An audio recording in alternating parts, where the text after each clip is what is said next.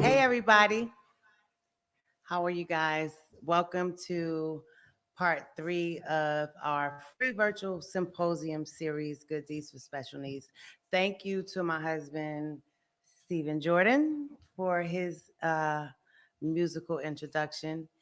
And I want to welcome everybody again and just thank everyone who's been emailing and logging in with us and streaming with us.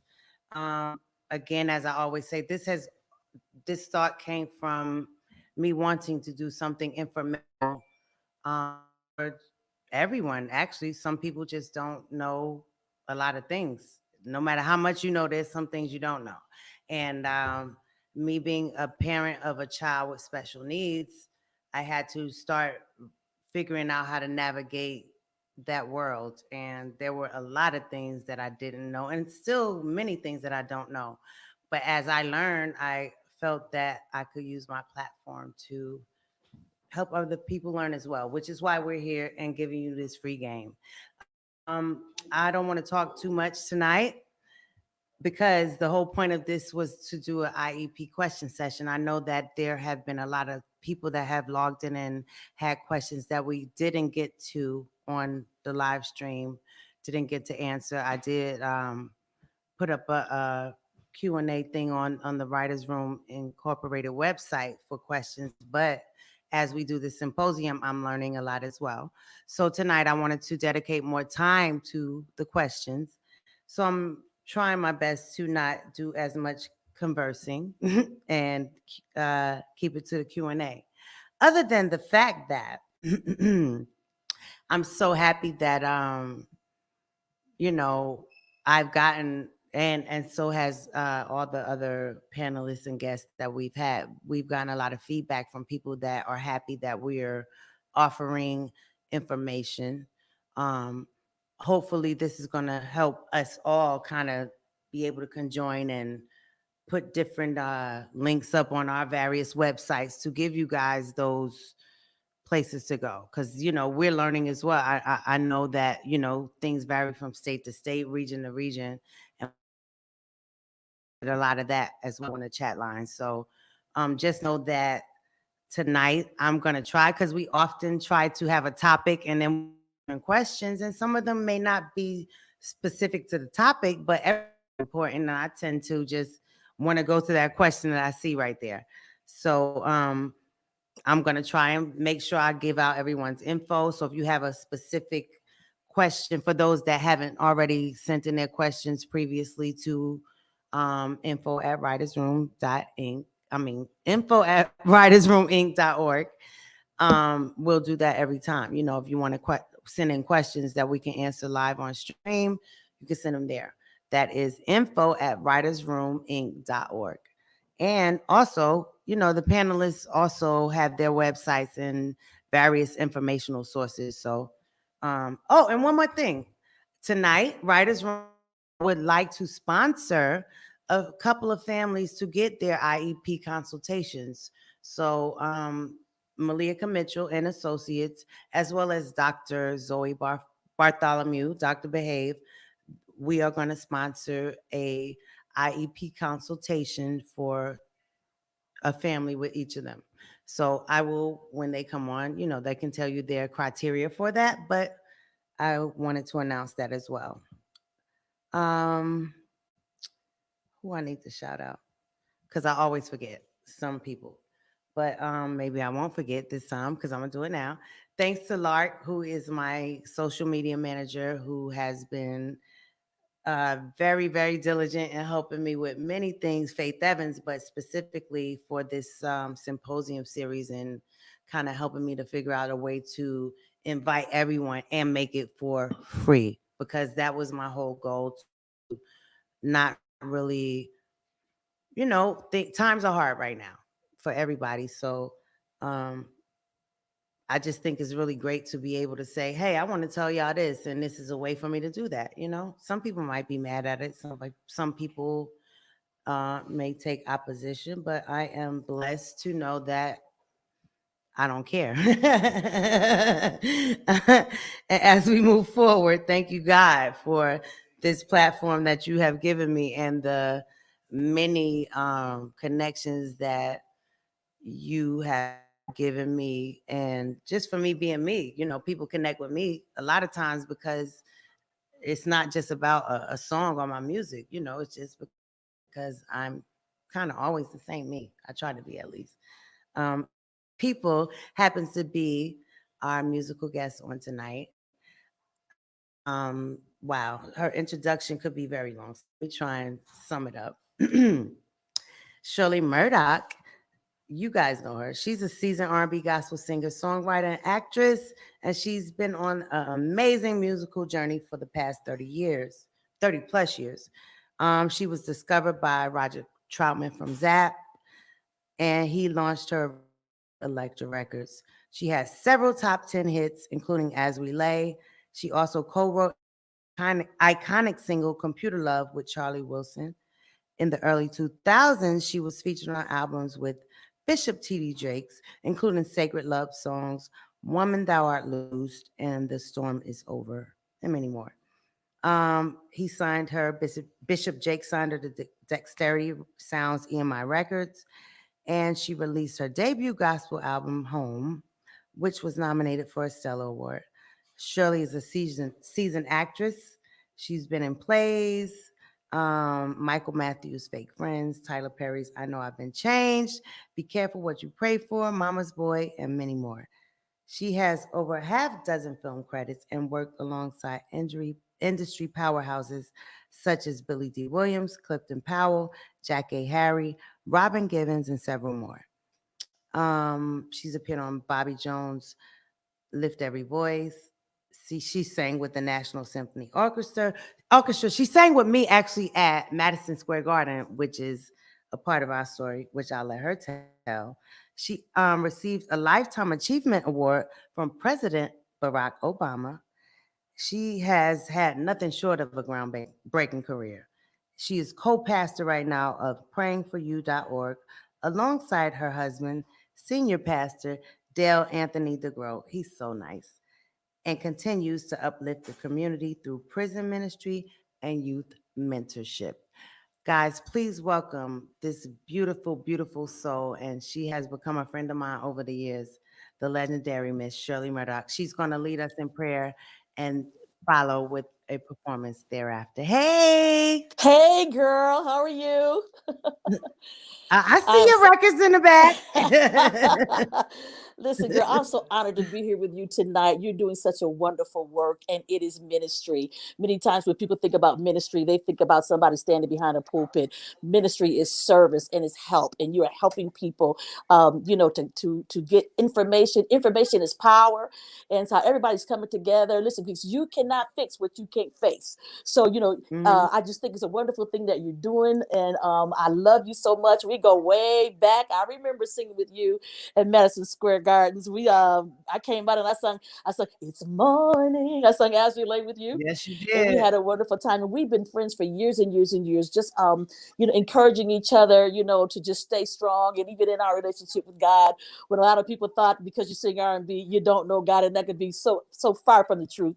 But let's just Mhm. take time to pray. Father, it's in the name of Jesus that we come with thanksgiving, thanking you for a brand new day. This is the day that the Lord has made, and we shall rejoice and be glad in it. God, we look to the hills to where our help comes from, Lord. We understand, God, without faith, it is impossible to please you, but with faith, all things are possible. So we look to you, God. We ask you for answers. We ask that you would put your super on the natural of caretakers, oh God, and of doctors, oh God, and we ask that you just give them wisdom on how to deal with autism, oh God, how to deal with these situations that are plaguing our children.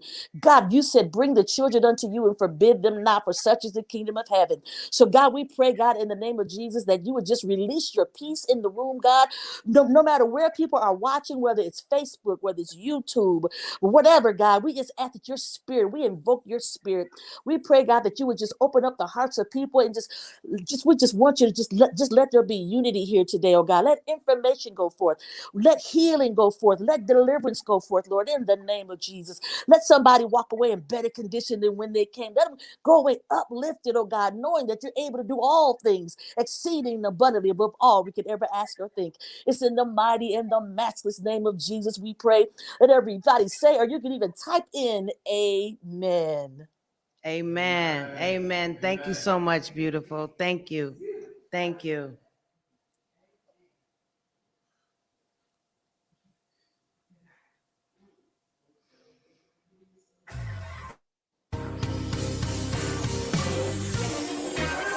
I chose this song tonight because I know mamas. I know you got your babies on your hearts. Mom used to say when we carry our baby 9 months in the belly, but a lifetime on the heart. So this song talks about placing all of those worries and all of your anxieties into the hands of the Lord, the one who's able to do exceeding abundantly of all we can ever ask or think. Place it in his hands. I didn't get much sleep last night. I turned into the morning light. I've been praying for my child, last thing he needs is another child who run wild. Hold my heart out to you so that you know that I know you're a God who cares. You're Jehovah Shalom, the God of peace, and I need peace. So I'm placing all into your hands. In your hands. Oh.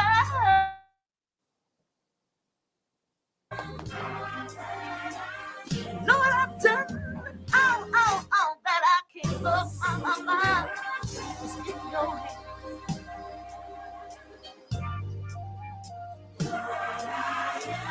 Placing it all into your hands. I didn't get much sleep last night. I've been pacing the floor, Jesus, talking to you. And from the looks of things at the hospitals, the doctors need to talk to you too.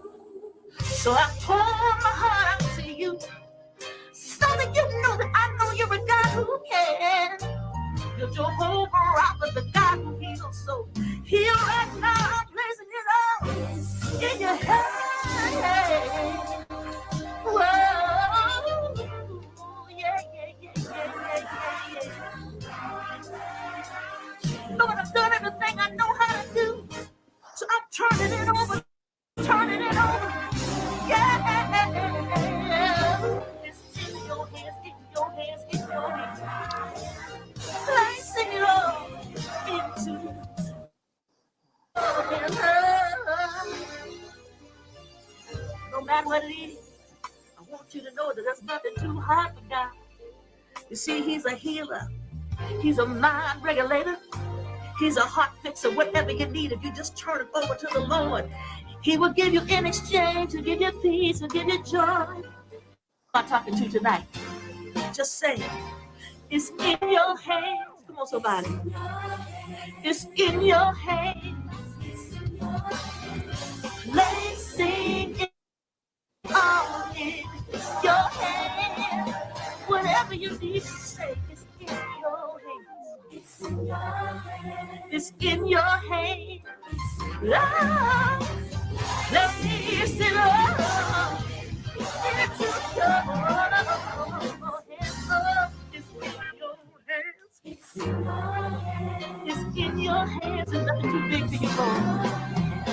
Placing it all in.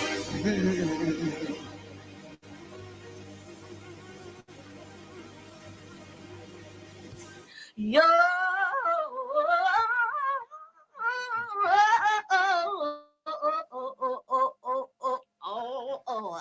your head.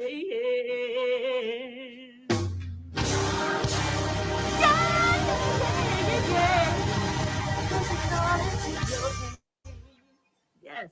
What's my camera though? Into His hands. One who's able to do exceeding and abundantly above all ever ask or think. So whatever it is, you can lay it in His feet, and in exchange, He'll give you peace. He'll give you joy. He'll give you peace. In the name of Jesus. God bless you.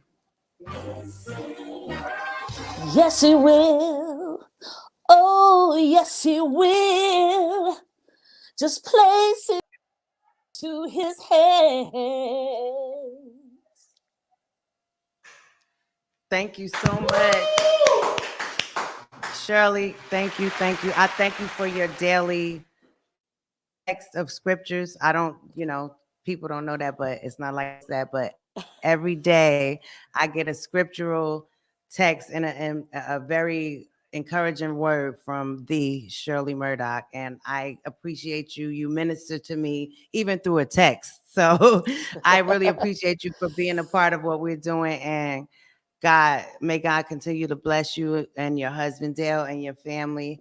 And like I told you, call me, girl. Call me. Well, I love you, girl. I love you. Thank You are so my much. sister. Anytime you need me, you call me and I'm there. Okay. Yes, ma'am. You came through for me right now, and that means so much. Thank you. You're welcome, honey.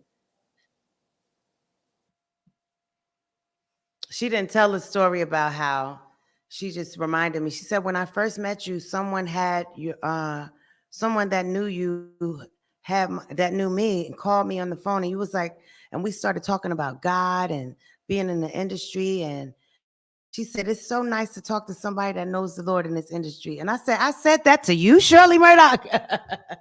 So, I mean, that's a beautiful thing to even be reminded of, because I know that's always carried me, no matter what. I mean, people that have grown up in church, there's a stigma with going into a secular music business. But I always told my family, like, that doesn't change me. That's not going to change who I am or how I deal with people or who I am at my core. And she reminded me of that when I actually reached out to her to do this symposium. So again, to Shirley, not to talk too much, as I often do. Once again, welcome back to Good Deeds for Special Needs, our free virtual symposium. And I want to move forward and introduce Malika again. She's been with me on everyone. She's going to be with me on everyone. I'm trying to shorten the intros, but you guys, she has a master's in counseling. She's into rehabilitation. She's an expert in lots of things. She's a behavioral expert. She's a consultant. She's all for self-determination. She's an independence facilitator. Malika has now expanded herself to her own Malia Mitchell and Associates, and she wants to provide multiple resources and services and programs with an emphasis on person-centered planning. Ladies and gentlemen, please welcome back my co-host of our symposium series, Malia Mitchell. And I'm going to let her talk, and then we're going to go right away to the question lines, because I had some that came in via email, but we want to be, real, a little more on point with the people that's out there logging in. Absolutely. I am super excited. Again, my name is Malia Mitchell, and I am here to increase awareness and offer opportunities for all of us to work together and have a little fun. I want to first start off by saying this is such a very, very important topic. I'm going to make it really, really brief. What I did is I tried to put together a small little checklist just to kind of share with everyone exactly some of the cool things that you should probably pay attention to when taking a look at IEPs. IEPs is an individualized education plan. That's what it is. Explain it again. A, Say it again. Say it again. A For everybody in the back. Plan. And that is a plan that offers you I want to say, an array of accommodations, services, and treatment plans that will allow your child to be successful in a special education program. Now, what I want to start off first by saying is the federal education law entitles every student to a free and appropriate education in the least restrictive environment necessary to meet their needs. Now, that's where IEP comes in. But you got to break that down for the people. Yes, In the rafters, absolutely. boo. Absolutely. When we talk about that, we know that every child is entitled to a free education. And when an IEP is put in place, then this offers the accommodations to be set forth for that young person to be offered the same general education as any student in their community in the local education program. Now, what I want to do is be able to just share a small little checklist because I want to get to those questions because it's most important to know what you guys need to know and what is out there that could really support everybody in really understanding how to get the resources and how to get the services in an individualized education plan. The first thing is to identify, have the evaluation, know exactly what diagnosis your child has been presented with. Now, even when you go to a school and you tell them that I would like my child to be evaluated, sometimes they may give you a little pushback. And then they have things like the 501, the 504 plan. Now, the 504 plan is not special education, but it does offer accommodations in a public school setting. When a child is being presented with challenges in a public school setting, accommodations are presented to them.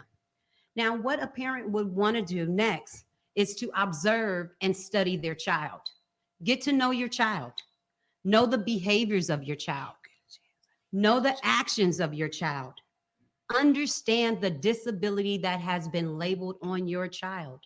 Now, sometimes they may ask for some of the paperwork. Yeah, you can show them, you can use it, but never, never give a school the paperwork that says the diagnosis of your child. Keep that on your possession.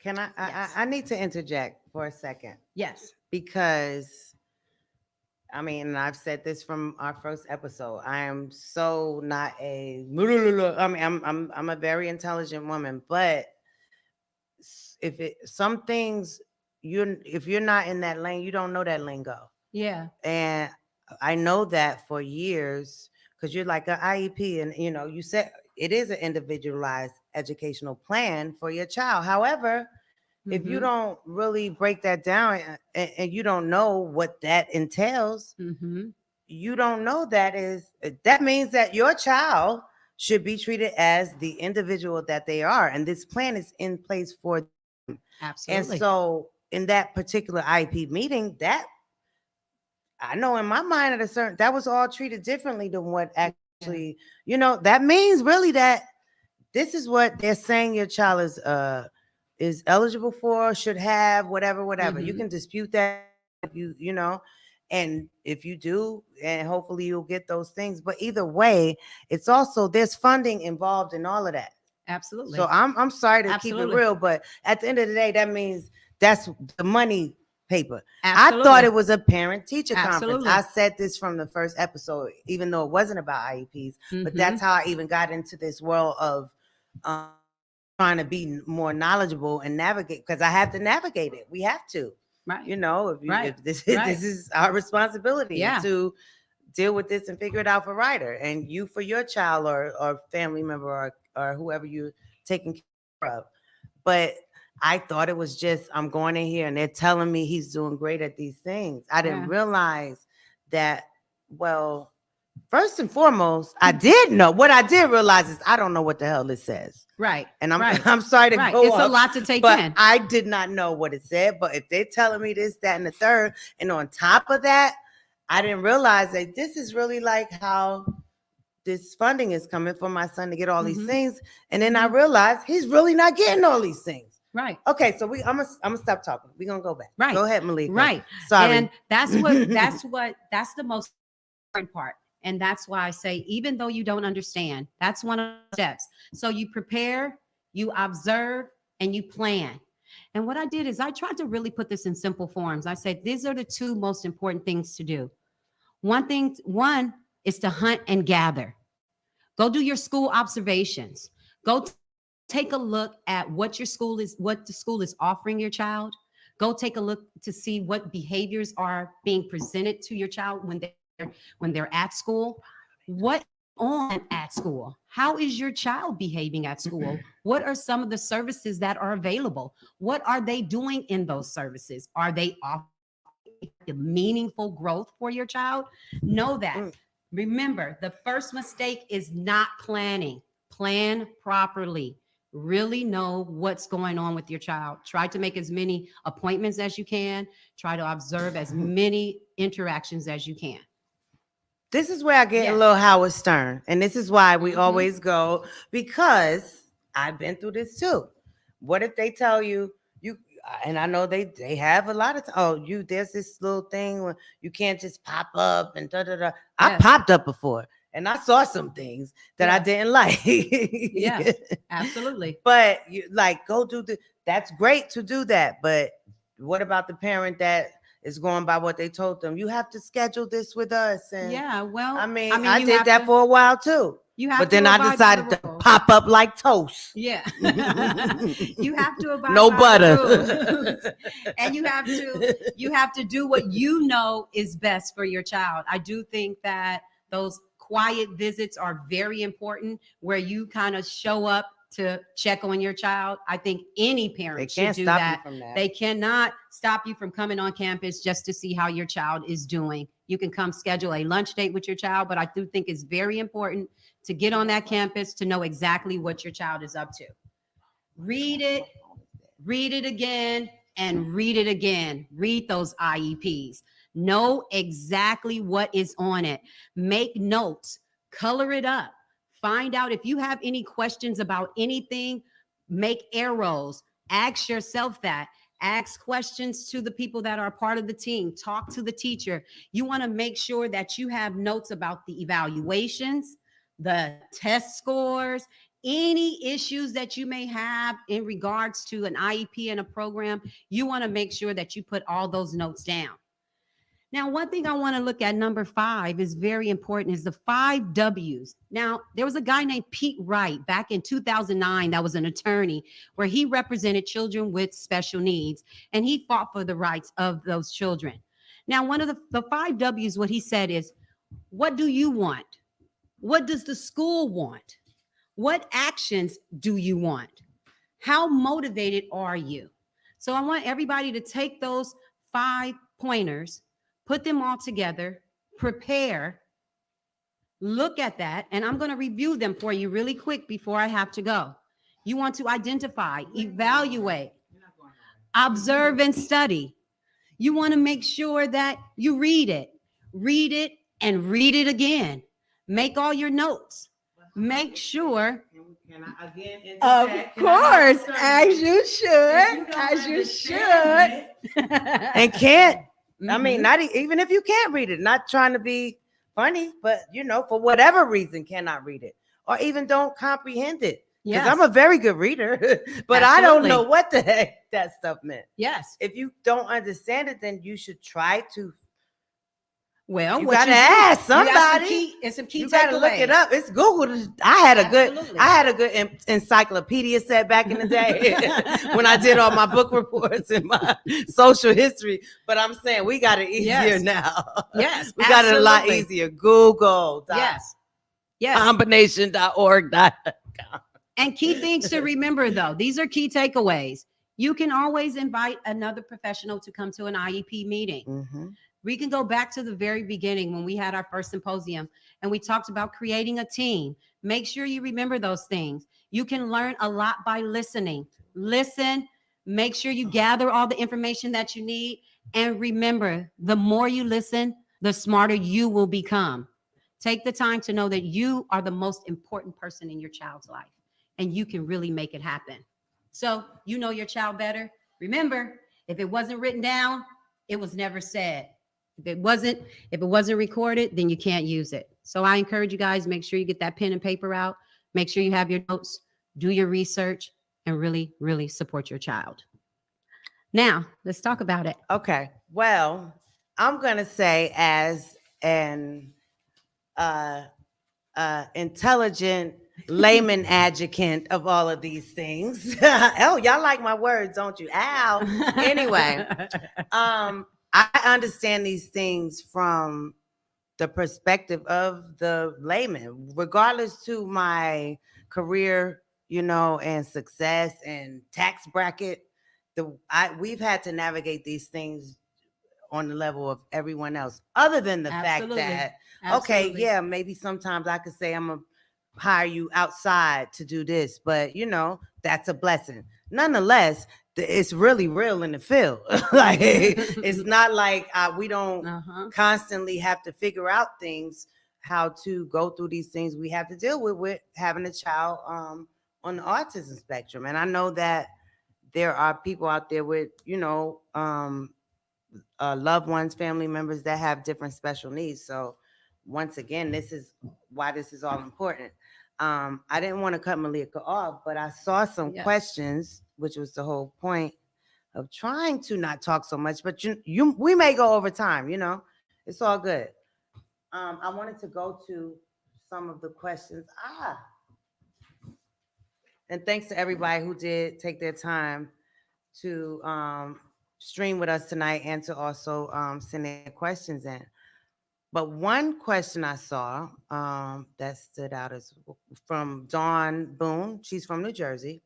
She said, I wanted to know if a child, it's a teen, can have different IEPs from county to county. Can a student that is low functioning in one county be considered moderate in another county based on the same IEP? And what about state to state? Well, she said her question was twofold, but it was actually three or fourfold. But it's all the same question. So shout out to Dawn from New Jersey. And do you have? Yes, I would love, definitely. I do think that it's very important that the IEP has to be used in which the area in which the child is receiving services. It is true that sometimes you may go into, just like going to a different doctor and have a different opinion, you can go to a different area and they could consider certain things to be more moderate, more severe, or low functioning, as you mentioned. So you cannot necessarily use those, but you can use them as a tool to reference the levels of support that your child may need and the accommodations that you feel may be necessary for your child. So you can use it as a tool, but you may not necessarily be able to use it as that legal document in that area if it's not from that area. Okay, I kind of take offense. I mean, not offense to your comment, because that is a obviously correct comment in terms of dealing with the systematic thing of it. However, who is they? Like, well, what you gonna tell me? Well, like, it's the district. They said that. Well, like, I can't speak. No, I don't know. I know what you mean. But if there's documentation as such, then that's different. But absolutely, they would have documentation that supports that. Right. If there's no documentation to support that, someone said this is more moderate, and they're just saying this because maybe that person ain't having, I'm just saying, it's real life. Yeah. They may not be having a good day and don't want to go that far and do that Right. work for you. But you Absolutely. got to push and press. Like, Yeah. wait a minute. No, my son needs this. Yes. I mean, make it extra, like we said before, in terms of that. Yeah, well, that's what it boils down to, Faith, is that this person would have to take this But information and use it as a reliable source to say that I agree with this. These are the services that I need for my child. And then from there, they then start to differentiate what they think is most important in that area and how they can best support the child if the services are available in that area. But it totally depends on the community in which your child is being getting the service from, and also what they feel about them. okay. Thank you again to Dawn Bone from New Jersey. Okay. Um, let me see. I got a few of these over here. Next question that I got online from Dr. Actually, it's from Stephanie, and she's from Chicago. Her son's name is Chris. She said, I have a 21-year-old son who has autism, and he is aging out of the Chicago school system. Where do we go from here? He's been on the PUNS program. Maybe that's I don't know what that acronym is for, since age 14, and I don't know where to turn. I've advocated for my son all of his life. Now that he's an adult, I don't know what to do. He says, Mom, I want to go to college when I age out. However, there's no college in Chicago for him.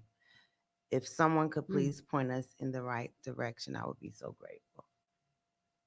Oh, I mean, I definitely don't have a resource in Chicago, but I do know that if your son has been a part of a program that's the state funded program that could be similar to the regional center or the social services that is available, they do have the Department of Rehabilitation.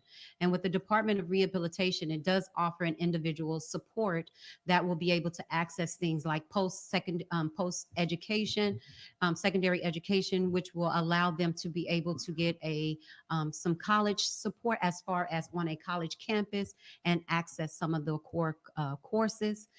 Also being able to access employment. So there are programs through the Department of Rehabilitation. I do know that that's available in California. I am not sure what that is called in Chicago. However, there are social services that will be able to lead you in the right direction that will offer him community support and also vocational training. Thank you, Malika. Mm-hmm. And as I'm looking at these different people on the chat, someone commented what I was going to say anyway, like why can't you send in the same diagnosis? But I think, can you go back to whoever that was that made that comment? Was it Crystal? What's up, Frankie Cuzzo? Erica Brown. She said, why shouldn't you, she's on Facebook, why shouldn't you give the school a copy of the diagnosis? I think that person's question was more about the services outside of the school district, I think. Because yeah, IEPs should go, but I think that was the whole other question too. If they don't go from this to that, what do you do? And you answered that already, but I just wanted to acknowledge her because that does make sense. Yeah, you can show them that diagnosis, but then if they say, well, we think this and we think that, that's where you got to be staunch about what you think and what you know, not even think. They could think all they want, but you know your child. Right. Because And it's okay to take a stand on what you feel like they need. It's Absolutely. not gonna, that's not, what could it hurt? Absolutely. Another thing, someone said, Lindsay Chanel, she said, as a mom on social state services and SSI with a deaf and autistic disabled son, it's extremely hard. I think she means to get those supports and services. Yeah, sometimes different diagnoses will limit you to different services because they're all categorized by the services in which they give under a diagnosis. However, if you know the accommodations and the services in which your child needs, that is when you're gonna be able to give all the accurate and important information to help them to get the services and the support that they do deserve. Mhm. And sometimes dual diagnosis is very difficult to challenge people to get those services. But I say just go ahead and know exactly the needs of your child and continue to fight for them. Malika. Thank you, Malika. Absolutely. Michelle Miner on Facebook says, and this is so true, showing up is very crucial, which kind of goes back to the not so much understanding what an IEP really is. Some, you might be at Mhm. work, and I get it. Sometimes you just can't go to that parent teacher conference. Right. I mean, which you think that which is what I thought it was, but showing up to this is very crucial, and I think that delves a lot deeper, but you are so right, Michelle. But and So you for know all of what? those out there that don't know how important it is to a be there, but also understand what you're there for and understand what that big heap of paper says. Yeah. Well, I think too, by law, schools have to schedule IEPs at a date and time you agree to. If it's not a time that you don't agree to You that can say time, another you time. can let them know that that's not a good time for you Hmm. and you would like to select a time that is best for you and your team. If you have a family member or you have another professional that can support your child, you can definitely schedule it at the time that's most convenient for you. And that is by law. Chris Campbell on Facebook, the first 2 years they just had us come in and come in, be present and sign, and we didn't know. The third year we heard and listened to an advocate and finally knew more of what to ask of our rights and our child's rights. Hmm. Agreed. Good job. Good job. And thank you for listening to that advocate because you're absolutely right. You want to go in and the first thing to do is you want to listen. Yes, listen and understand, but you definitely don't want to go right to signing. You want to understand exactly what it is that you're agreeing to in regards to your child. Early enough to get okay. Okay. Hey, mom. Oh, my mother. Hey, mom. Hey, all my family. Hey, Auntie Pee Wee. My cousins is on here, but my mother had a question as well. It was said earlier not to give the school the original paperwork with the Hmm. child's diagnosis. Who said Yes, that? I did. I On did. this Hmm. session? Yes, yes. Ideally, what you want to do is to be able to keep that in your possession. What ends up happening is if they are allowed to get their hands on that type of documentation, they then will sometimes categorize the child by the diagnosis. It is best to look at the accommodations and the services that is needed for that individual and not focus so much on the diagnosis. Can you share it? Absolutely. Show it? Absolutely. Use it?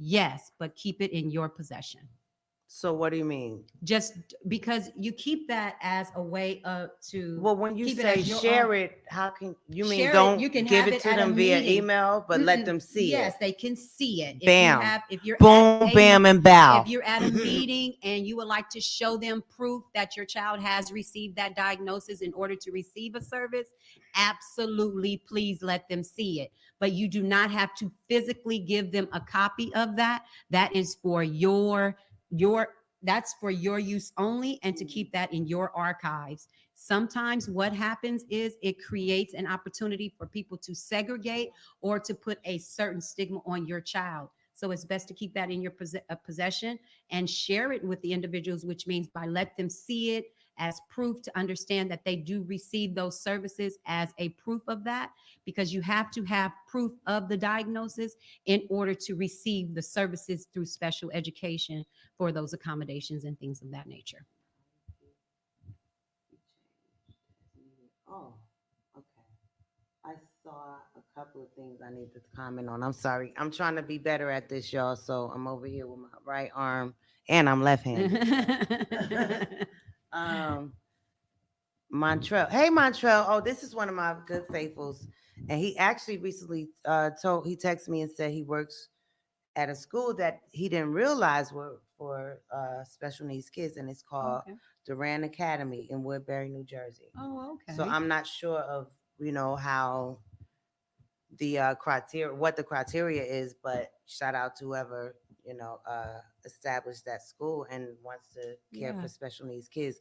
But Montrell just hit us and said, come on.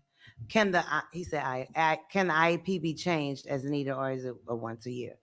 Oh, It yes. is once a year, but But it can be you can changed as also you can yes. request a Tell them. go ahead. Yeah, No, go ahead. You can You have tell that. them. You can tell You that. tell 'em. You have that. Well, you can say I want to request an IEP because I feel a way about whatever it is. Yeah. That's if you are in the know of, or have Mhm. somebody, or is or even if you just want to stomp on the jugular real quick, like Yeah. I'm feeling away and I don't like something. But you Mhm. better know what it is you want to say. You know what I mean? But either way, you can do that. Yeah. You And have every right to do that. Mhm. If you want to do it once a Absolutely. month, you could do it. Yeah. I mean, Absolutely. They are by law. They have to give you a date within 30 days, and it has to be scheduled, and you attend that within 45 days. So absolutely, you can schedule an IEP to discuss goals. Things change all the time, and I encourage parents to keep up with those IEPs, know the progress of your child, always stick to those meetings and those progress reports, because in the event that you do have to change a goal, or you do have to increase service or decrease the service, you want to be there to advocate for your child.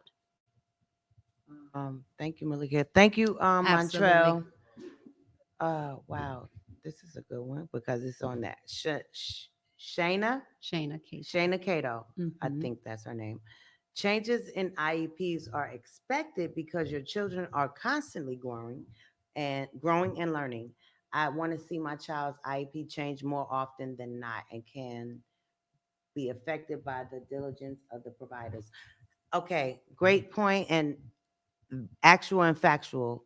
However, if you are not in the understanding of exactly what an IEP means for your child, you Mhm. may not approach it that way. And I did not do that for about the first 3 years of my son having one. Not because I didn't care. I was doing all these other things outside of the IEP on my Absolutely. own, but I didn't know what that really meant. I didn't know what that whole systematic and the wording and the jargon and the Yeah. lingo, and it's a lot. There's a lot to it. If you don't know these things, you don't know. Yeah. And that's the whole point. Like, hopefully, although it might be 30, 40, 50 pages, you can I'm just saying, this is one time when I think Yeah. Father Google would come in handy for Yeah. some people. Yeah. Yeah. Even for myself, it did. Yeah. Before I had someone to sit in front of me and break it down page by page. Yeah. It's really like serious, because it's all about.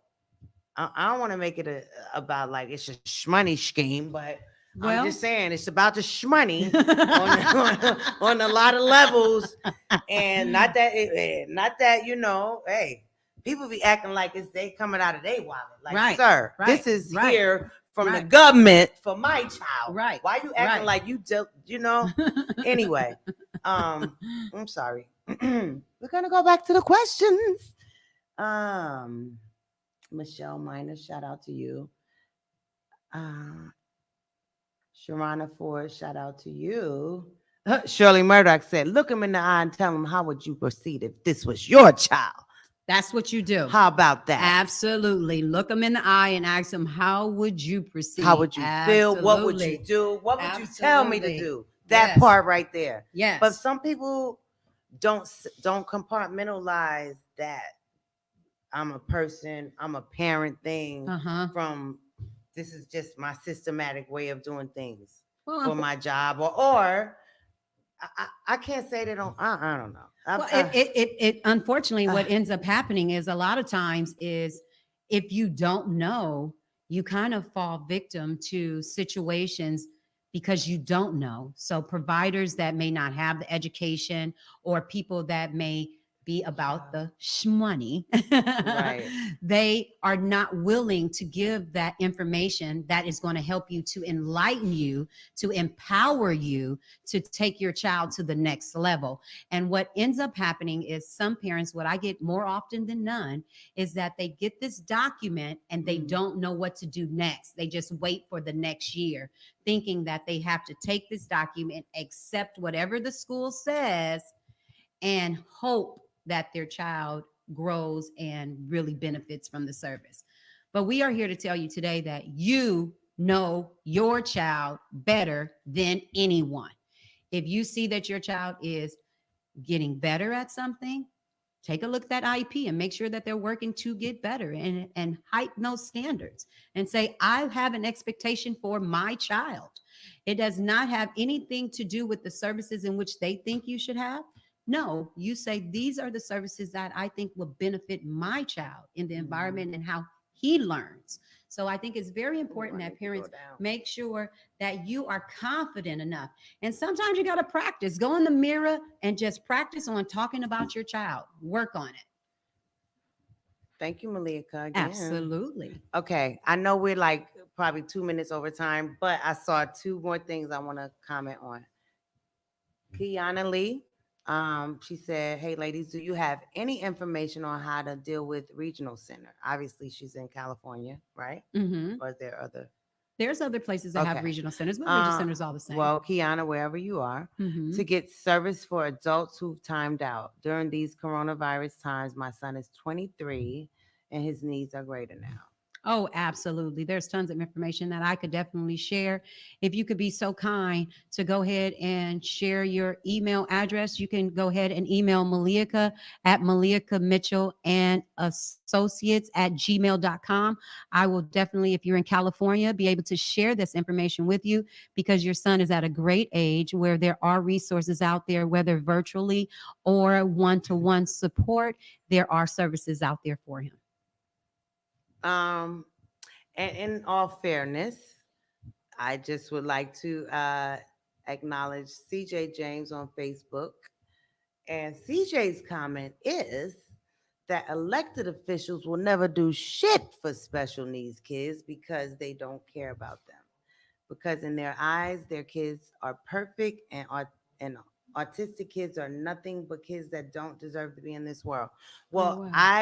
I don't know. I can't speak specifically to that because I'm sure there are plenty of elected officials that have children with special needs. However, on the bigger uh, edge of that, I think that that's a whole bigger thing. That's like, I when I get into this whole meeting with people and meeting more people that are into the being a part of supporting special needs, it's like you got to go to the officials and we got to write in it. I mean, I've had my attorney send plenty of things out saying write in this petition. You can actually do that. I wrote to Pelosi, I wrote to all of them, Kamala Harris. I mean, just because that's what I knew. If you don't know, you don't know. Right. But since you do know that, CJ, maybe you could be a part of looking up, those type of, because I'm sure there are movements already in place Absolutely. to try and, Absolutely. I just wanted to speak to that real quick, even Yeah. though it's not about IEPs and we got to kind of. Joe Biden move is also on. looking into some things in that area too. But thank you, CJ James. And moving on, our our next guest tonight happens to be a good friend of mine. She was actually my first three children's first teacher. She had a home preschool, and she has just grown to be so important in the educational world in New Jersey. She's actually a first lady of a church. Her name is Alyssa K. Rawls. She's a native of Irvington, New Jersey. She's become one of the premier voices and advocates for marriage and family in her community. She is a highly sought after speaker and counselor to many friends, celebrities, and congregants. Amen. Over the past 20 years, she's worked side by side with her husband, teaching, planting, and strengthening families and churches. She's been employed in the area of education and childcare for over 25 years. She's established her own childcare center, which my kids went to, Genesis Learning Place, and she served as a teacher and childcare director. She has a Bachelor of Science in Psychology, a Master of Arts in Teaching from Fairleigh Dickinson University, and a Master of Education from the College of St. Elizabeth. And she's currently pursuing her doctorate in education. She's a member of too many organizations: National Education, Young Children, Kappa Delta Pi, blah, blah, blah, blah, blah. She's been awarded by the Unified Wellsburg Service Organization, the City of Newark Municipal Council. She was named the best first lady of all last year. And she is a mother to a teenage son who is like my kind of godson. And she is just, everyone around her knows that she is just happy and blessed. Everybody, please welcome Alyssa Clark Rawls. Hey, Hi. friend. Hi, Sam. How are you? Hello. Hi, Malika. How are you? Amazing. How are you on this great day? Great. I'm fine. I'm really honored to be here alongside of you this evening for such a great symposium. And there's nothing worth, talking about more than this topic. And I just think it's great that you guys are doing this and taking this platform in this time. And I'm just honored to be a part. Oh, thank you for being a part of it. That's what's amazing. I'm excited to hear all the good stuff Well, you have to Alyssa, say. we know you're not going to sing your tenor note tonight, but I just wanted to let you because I thought of you when I started putting this series together because I'm like, wow, you actually were in my kids' lives early on. You didn't get to, be Ryder's preschool teacher, but I know that you have many students now that you've grown to be a director of education in Newark, New Jersey. You have many kids, and you told me that you have dealt with the IEP situation. So I just really want you to share your information on that and Definitely. whatever that might Malika be. has shared so much, right? She's basically given us the foundation and a great place to start. I just wanted to say, as an early childhood educator, I just wanted to just admonish all parents first, just to continue to be brave. This parent walk is not something for the squeamish, right? And for the weak, it's a strong walk, right? Especially for our children who have special needs or any of our children, right? So I want us to continue to be brave and knowing that a part of parenting, there's a little bit of disappointment in that. There's a little bit of hurt, right? And there's a lot of progress in the process that we have to really work through. And Malika, you said it really well when you said, we have to work. It's a lot of work. You gave 5 of the 100 steps, right? In parenting. Absolutely. I wanted to definitely advocate for early intervention. To say from the very beginning, consult your pediatrician. Don't be afraid to stand up and get a second opinion, right? Don't be shy about requesting a referral to a developmental pediatrician. The ball is in our hands. Like you said, we are our students and our children's best advocate. So don't be afraid to ask questions. Faith talked about not really being able to understand maybe what the individual educational plan is saying, in layman's terms. If you can't break it down, find somebody who can break it down for you. Google it, ask questions, go back 10 times. Don't leave the room until you got it.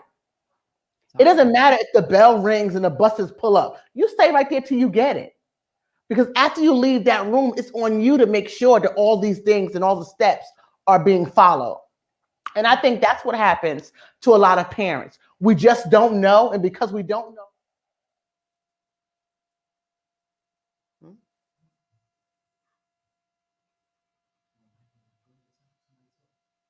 Hello.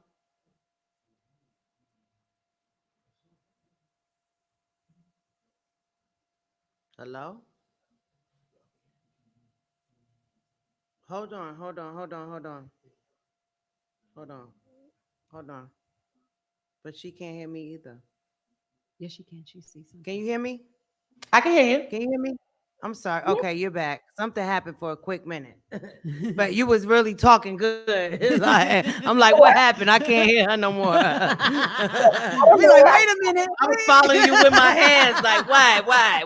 What happened? No, you're gonna have to go back, girl. Right. Because if you don't know, you don't know. Right. And you got to find out. Oh, yeah. Saying, don't be afraid to ask the extra questions. Don't be afraid to go the extra mile, right? The process stops and starts with us as the parent.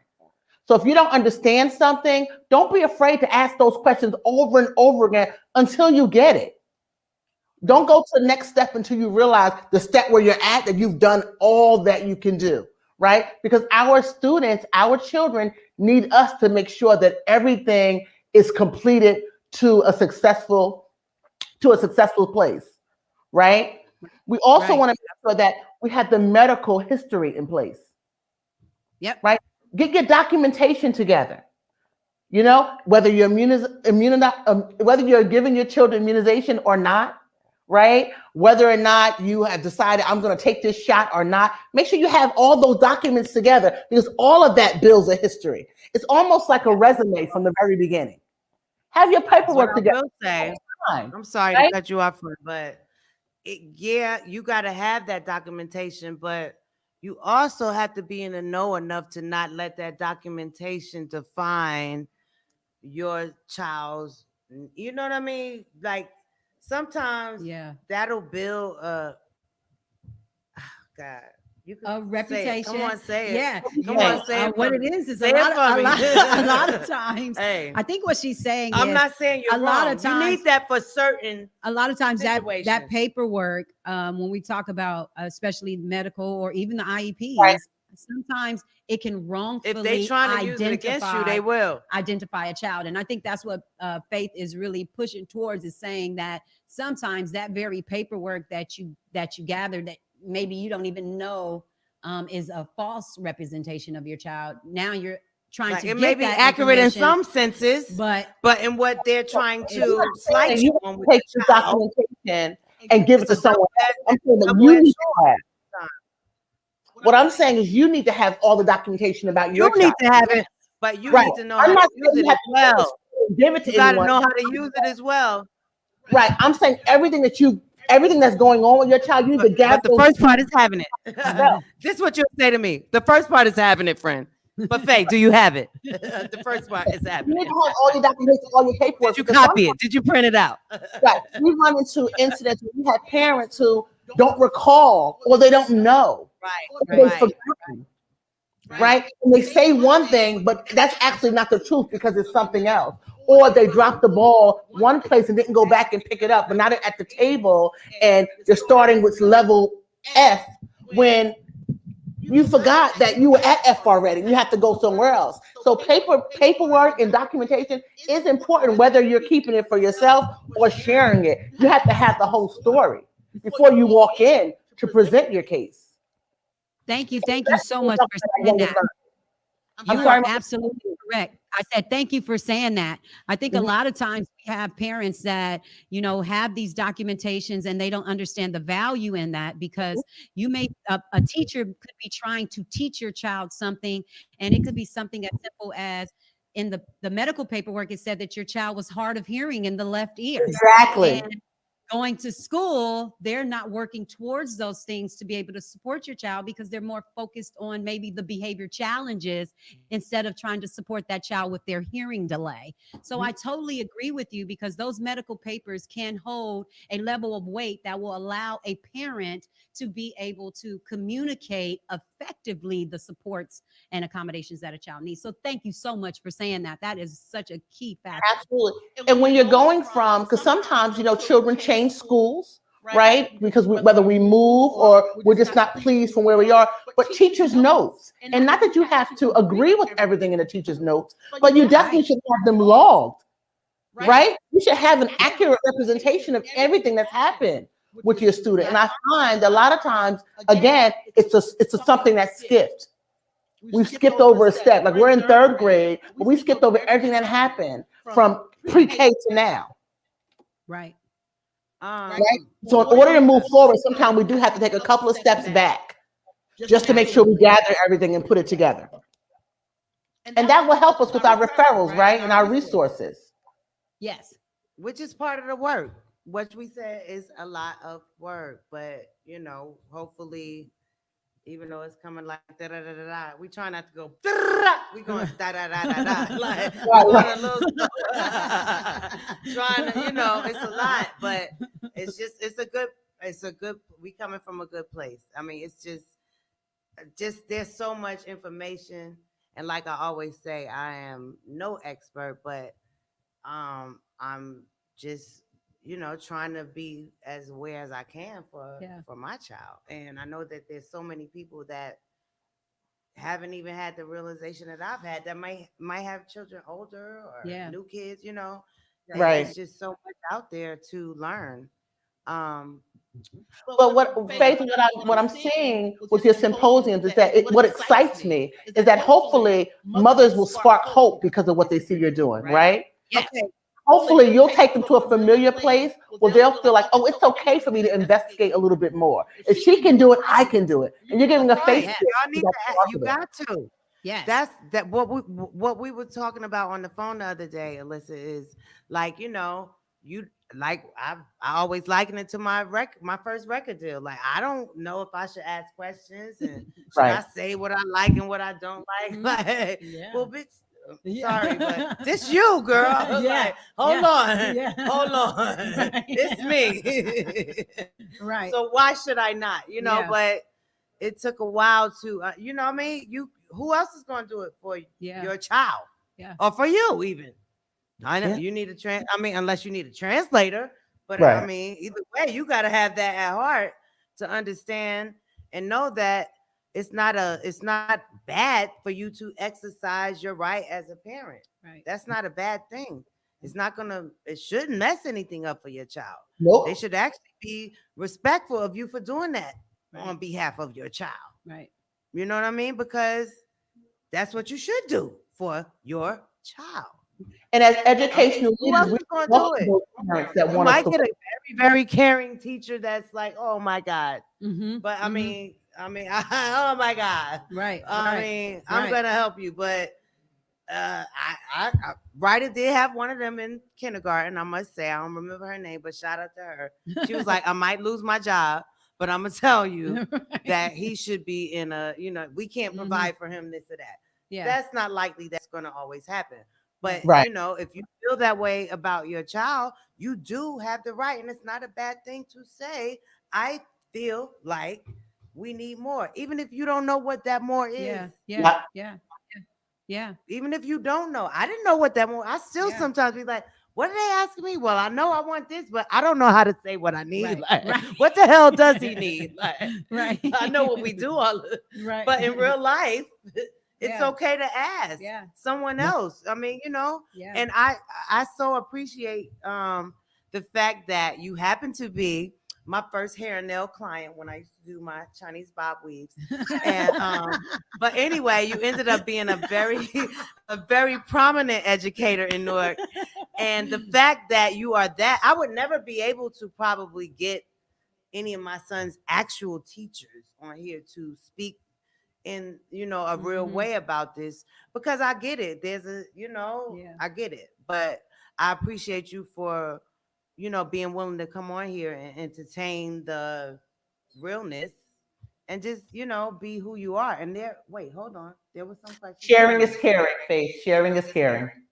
Yes. It is. Plenty to spare and plenty Oh, to share. Neil Yes. Bell. Neil Bell on Facebook said IEP team is basically your school family. Case managers really work for you to make sure your kid is getting cared for. Well, I see that in different ways, because if you feel like the school people are your family and you feel like your child is being cared for in that way, and you know that, then that's okay to feel that way. I'm not Right. saying that's not possible. She's having a great I, experience. That's amazing for her.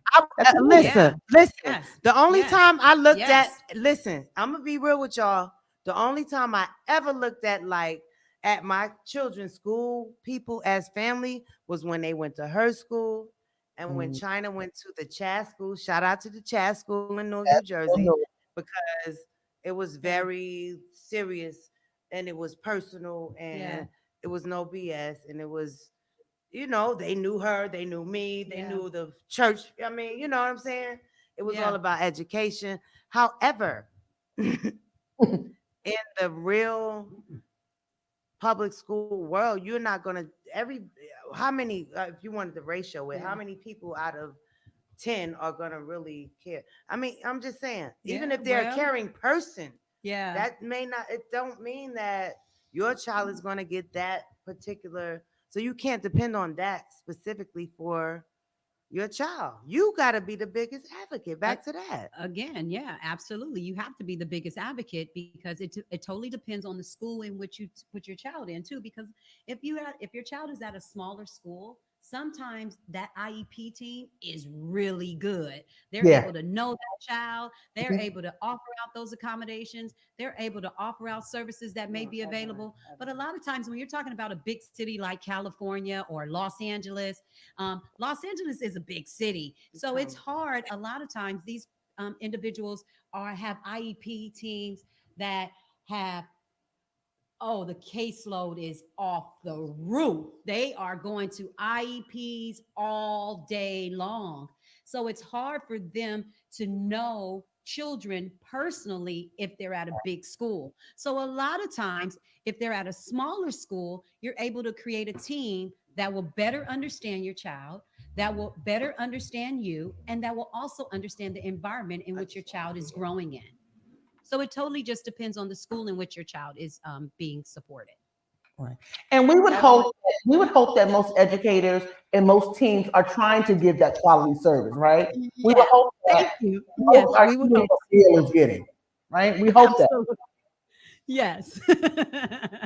Um, Thank you. Yes, that needed to be said very well, right. strongly. But wish I could go back, but whoever said that, I am glad that they feel like, obviously they feel like that school team is their team. Maybe they had Yeah. a welcoming thing that was a good experience for Yeah. them. I only had that one teacher that said, "Girl, I'm gonna tell you the truth. We can't do this. I'm gonna suggest that da da Yeah. da." And there was still many roads of navigation after Yeah. that. However, I appreciate her for that. Yeah. Neil Bell. Wait, hold on. Let's go back. Hey Quan, how you doing? How my faithfuls? Hey Tara. Oh wait, can you go back? I don't know how to navigate a PC, guys. I have a MacBook. Oh, Devin.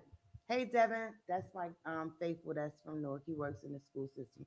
Shout out to the Newark Preschool Council. They actually honored me because China went there Oh, wow. for a while. Yes, Mr. Horton. Is that Mr. Horton? Yes. Shout out to Devin. Hold on. Someone said, okay, so I'm going down and it's going up. Not always follow. They said their son's teacher, Evelyn Cordero, her son's teacher is amazing, but the problem is the school district. I mean, I don't know. I'm sure there's a lot of specifics to that one. Shout out to Evelyn. She's always on here. Kid Casual, thank you for telling us to be assertive. We need to hear those things. Yes, because you have to be. It's okay. What do they have over you though? Yeah. Like what they gonna be like? No, shut it down. Like they keep calling me talking about your son should go here. Like you can't tell me where my son should go. Right. You can't tell me what I should do with my own child that came out of my birth canal. Right. How could you possibly do that? Please show me a legal paper that. Anyway, shout out to who else? Oh, I'm going the wrong way, y'all. Sorry. Hey, Tara, again. Sharana Ford. She said she feels attacked, right, in her IEP meetings. I did too. She said, I always ended up in tears. I did too. I like the teachers, but when you get in that room, the fight is on. But if you felt attacked, then the fight obviously with you was internally because you didn't fight back. Because your fight could have been very I don't agree. It's very few. I mean, it's very few words, honey. You better get up there like the Godfather, like, I don't agree. I mean, and I'm just saying, even if you don't know why you don't agree, I don't agree. I'm just saying, like, you can be subtly assertive as well. But I felt that same way, and that's okay. That's why that stood out to me. So I think you were there. You told me about. What do you think, Dr. Rawls? No, I'll call you doctor now. Oh, Not- doctor. not doctor yet, but I'm gonna claim it. I'm gonna claim it for you. yes. No one should walk into those meetings feeling attacked, right? Those should be safe spaces where the ultimate goal is to do what's best for the child. Now, I have been in a They situation don't where make you feel like that all the time. They don't make you parents feel were like a little that. shocked, right? Because sometimes there are some things that we as parents know and understand, but we've never heard anyone say it or articulate it, right? So I've seen parents shocked, but they shouldn't feel attacked because that team is put together to do what's best for the child and to help and assist the parent. Because the IEP Should is be it should be put together for that. right. Because it's not just for the child in school, but it's also to help the parent navigate some things at home, right? It's a total partnership because you can't do one without the other. Right. So she shouldn't feel attacked. She should have felt more welcome and warm and like I'm in a safe space because we're gonna all work together. So I really There's a feel reason why she didn't feel that way, boo. Yeah. And I want to chime in. There's a I want reason to I want why to she chime in didn't feel right that there. way. As a direct service provider, I'm one of those, as I'm in that house all the time and I'm talking to parents and going to IEPs. I want to say that a lot of times, because professionals unfortunately don't do the research and the work that's needed to really support a family, they do somewhat attack parents when they come into an IEP, when it comes to verbiage and really being able to explain what the child is really up to. Now, do I think it's intentional all the time? Absolutely not. But a lot of times, what happens is if they are not aware of what could truly benefit that young person, a lot of times it's all factual. And so if a person is not sure of what they're talking about, they would feel attacked.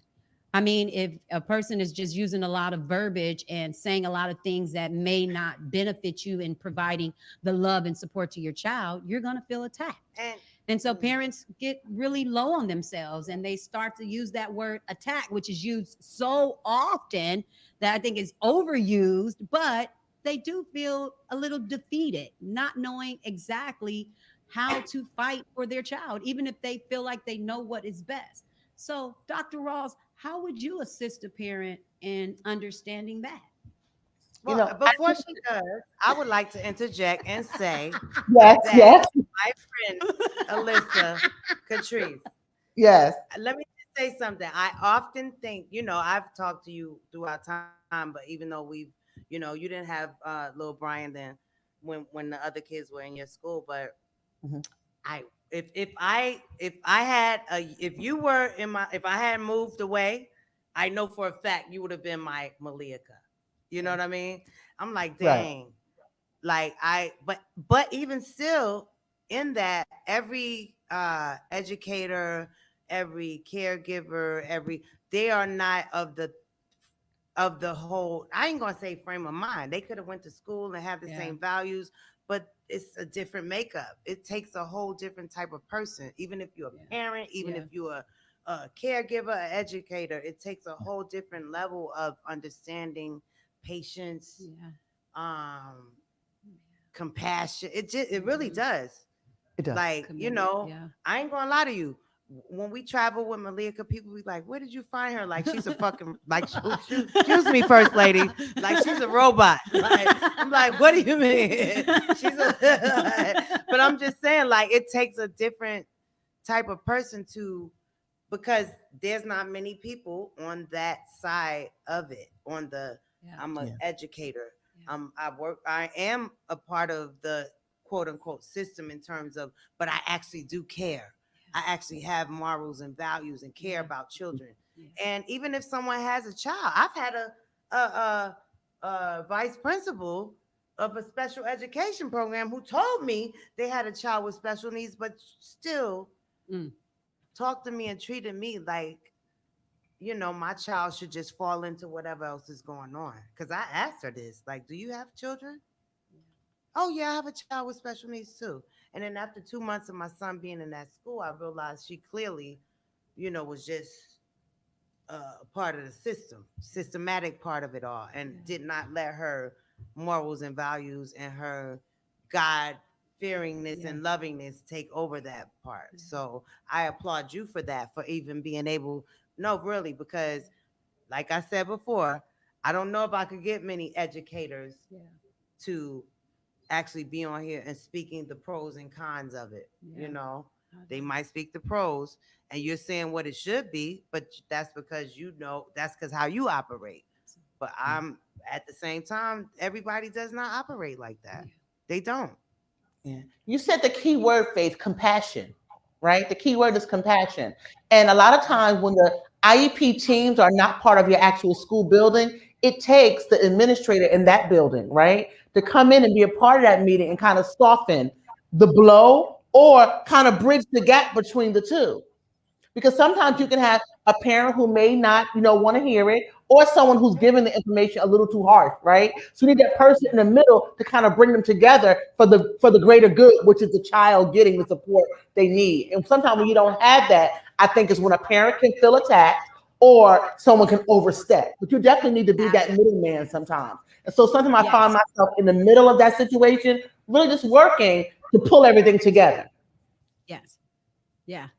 Thank you for Okay, saying I that. know we are still a few minutes behind, but I said we were gonna be that because Evelyn, who's been on here, and she must be a diehard, really advocate of these things. But she said, Evelyn Cordero on is that Facebook or YouTube? On YouTube. She said, I have a strong character and I don't let those teachers walk over me or tell me about my child because you are with them for a few hours. And with this pandemic, you're not around at Mm, all about it. That's very truthful. And actually, thankfully, we never, I mean, I know that's hard because yeah. Ryder is not a child that's going to receive things that way. He loves YouTube, Yeah. but does he want to learn on the computer? Yeah, maybe certain things that someone is actually showing him to learn that way. But Hmm. just saying, hey, jump on here and they're going to teach you things doesn't transfer to every child. Yeah. So this Right. has been a difficult time with all of that stuff, even with typical Yeah. children, you want Absolutely. someone, I'm Yeah. Even for someone the that I need educators, to right? actually Even for the write a book. educators, I there's need to been an write with a adjustment. pencil and pen. Like, I'm still that way. I know I'm old. But there was another one. Hold on. Hold on. Some parents enable kids with Definitely IEP. can't wait to come up to New York to be able to work in one of those preschools. Okay, Neil Bell. I think that okay. Neil Bell on Facebook says it's a two-way street. Some parents enable kids with IEPs, so teachers are defensive.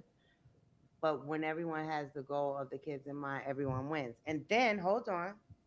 I'm going to go back to another thing, which was about teachers, which said teachers need to understand what it is too. Hello. Because, hey, listen, last school year, before the pandemic, we decided to enroll Ryder in a public LA USD school that had a autism quote unquote class for autistic children on the spectrum. And from what I understand and from what I gather, I mean, the teacher didn't seem to adapt herself to, I don't even know if she was credentialed to be a special education teacher, let alone a teacher of children on the spectrum. So that point stood out to me because yeah, teachers need to understand. But guess what? Sometimes these districts and the school, understaffed, da da da da, ba ba ba Mhm. ba. We ain't gonna tell you that, but da da da this, but we getting the money and da da da da, and we ain't doing that. Like it's like a, but that part is what the parents need to understand, and it's not like it's coming out of your wallet, but you know what? It still should go towards your child. Absolutely. Whoever's wallet is coming out of, it ain't that teachers, that's for Right. damn sure. And it ain't the principals, and it ain't the vice principal who telling you this and that. Okay. Your children are, if they have an IEP and then have these things, whether you know what that means or not, it's Yeah. still money that is provided to give your child those services and supports Yes. that they are Mhm. actually they have a right to. Um, but again, I'll go back to the point of trying to. Writers Room is going to sponsor a couple of families for some IEP consultations. One with Malika Mitchell and Associates, and one with Dr. Zoe, who has been hanging on. Sorry, Dr. Zoe, you know I talk a lot, and she's gonna come on next. Hold on. Wow, there's so many good things on here. Oh, Malika, tell people where they can go to for anyone that wants to be a candidate for a free consult with Hmm. Malika for IEP.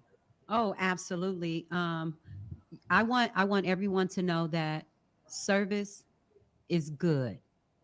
You always want to be able to connect to individuals that can offer you good service. That's why we're called good deeds for special needs. And the reason why I'm expressing the word good is because I come with a good heart. And I want to be able to offer some level of consultation in the IEP process that will allow you to better understand the IEP, break down some of the things that you may not be understanding, and also help you navigate some of the services and things that could be possibly available to you and your child. So if you are in the area of maybe Los Angeles or California, I would love to be able to offer some of the resources that I have available in the Los Angeles area. However, if you are in a different state, I will still be able to support you in navigating some of those services. An IEP is an IEP. I would love to be able to help you with that. And Ryder's Room is going to greet you with a lovely gift of being able to offer you that level of consultation. Very nice. Absolutely. Before we go to our next panelist, Kiana Lee, shout out to you on on YouTube. She said she's definitely been attacked by a few regional center case managers. That's so whack. And it makes it hard because my son is not the priority. Right. Like, how could they attack you? But I get it. But these are just regular people. You gotta understand. A preacher's a regular person. A doctor is a regular person. A teacher is a regular. I mean, if they not a good person that has good thing, I mean, I'm saying, if they don't know how to channel their stuff, then unfortunately, I'm sorry for you, Kiana, and your child. However, you have a right to also She can rebut the definitely. fact that Yeah. they attacked you. Yeah. That's what you should do Yeah. in real life. I'm all about that. Yeah. And there's Say always. something about it. Hmm. Holla back if you hear me. Yep. Um, There's always a head person to talk to. If the case manager is not treating you or offering you the services or accommodations you feel like you deserve or your child deserves, you can always request for a supervisor to have a conversation, or another case manager. And if you have to go through, just like a doctor, just like a teacher, if you have to go through several case managers to get that individual that will support you and give you the support that you need, then go for it. Find the person that will best support you and your family. I would say before that or during the same time, complain, complain, complain. Hello. Right. How about And with complaining that, about that? Faith, and Still Faith, get trouble. with that, let's not give up hope, right? Let's not give up faith, right? Absolutely. Let's try to Complain stay as against somebody positive. else, boo. But Let's try to complain, be as right? positive as But we can, tell somebody about it. looking for a Don't great let them outcome. treat other people that way either. Right. That's not all right. Everyone's not like you, First Lady Alyssa, okay? But anyway, on to our next panelist who has been here before. She is definitely a appreciated guest and welcome guest in our writers room, Dr. Zoe Bartholomew. She's known as Dr. Behave. She's a professional. She was a special education teacher. She's ran programs at Dominican University of California. She is a consultant, an educational consultant. She helps parents navigate through the IEP process. Exceptional educational leader. Um, and I just want to welcome her again. And actually, tonight we're going to offer another family a free consultation sponsored by Writers Room from Dr. Zoe as well. And she can tell you more about that, but I'll let her take the floor right now. Welcome back, Dr. Zoe. Hey, how I are like your y'all? shirt. Thank Hi, Dr. you. Zoe. Hey, what's up, ladies? How are How are you on this y'all? great day? I'm doing great. I'm excited to be here tonight. Good. All right. What All you got to right. say? So, I mean, you need to jump on right well, on in. well, This your yeah, area. This your area. right. So, what I was going to tell the parents tonight, I want you guys to know one thing right up front. Anytime you get in a meeting and you feel attacked, you feel somebody is making you feel uncomfortable, you could leave. You can get up and say, I don't want to be here. I don't like how I'm being treated. You can also request a break. And ultimately, you can file a grievance. So That's I'm really just good. It's letting, going I on wanted for all to the like, parents out yeah. there. Yeah, that's a state of emergency crisis call at that point. Like, you should never, ever, ever be sitting there feeling uncomfortable, feeling attacked. You have every right to say, stop. I Act like can you no on longer Crawford. be Oh. here. I need Yeah, a I break. mean, I'm being really serious. Like, if No, I really, mean, I am as well. yeah, I'm watching the chat and I'm seeing what's going on, but seriously, that is step one, and nothing is going to happen. They just have to reschedule the meeting. You'll have to come back to the table. You can also request a special one-on-one meeting with the program manager of that child's program. So, meaning, they're usually, if your child's in a secondary program, there's a middle manager that runs those programs. Same with elementary, so on. And then if you need to, if that meeting doesn't go well, you can also have a meeting with the SPED director on a one-on-one. And what that means is you're getting your own time to say, hey, this is a problem. This is what actually happened in the meeting. The other big component is I often tell my families it's okay to request to record the meeting. And you want to record the meeting because it also not only serves as evidence and data of what's happening in the meeting, but things are forgotten. And we've said things, but it's not documented on the actual IEP, or it's not put in the notes and so on. So it's very important for you guys to know that you should be recording. Even now on Zoom, when you're having your Zoom IEP meetings, you can have acts and requests to be recorded. You just need to do this within 24 hours of the meeting, letting them know that you want to record. Okay. Thank you for saying So you that. saying you have to Yeah. let them know you Thank want you. to? Thank you. Yes, you Yeah. have to, because it's a, you got to remember, I've been saying this throughout these sessions, but this is a legal document and there's legal procedures and policies in place. And I know many of my parents out here, you guys probably didn't on your spare time say, I'm gonna sit back and read IDEA, which is the law, which is like 200-300 pages long. You didn't read that. That's okay. You didn't have to. We read it for you. People like myself and our other panelists here. The bottom line is you have rights. And so you have the right to say, stop, I'm not doing this. We need to reschedule. I have the right to have alternate meetings. And guess what? You could request a whole new IEP team. Team isn't working. They don't seem like they're having the best interest for my child. So I want a whole new team. That means I want a new teacher. I want a new speech therapist. I want new behaviors. You could request all these things.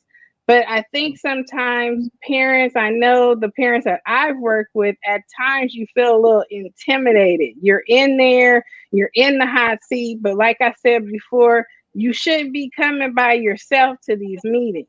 You need to have some type of support. So, where's your team? Where's your circle of support? And you need someone that's going to be even keel, meaning you don't want to bring someone that's just going to get as escalated as you in the meeting. That's not effective.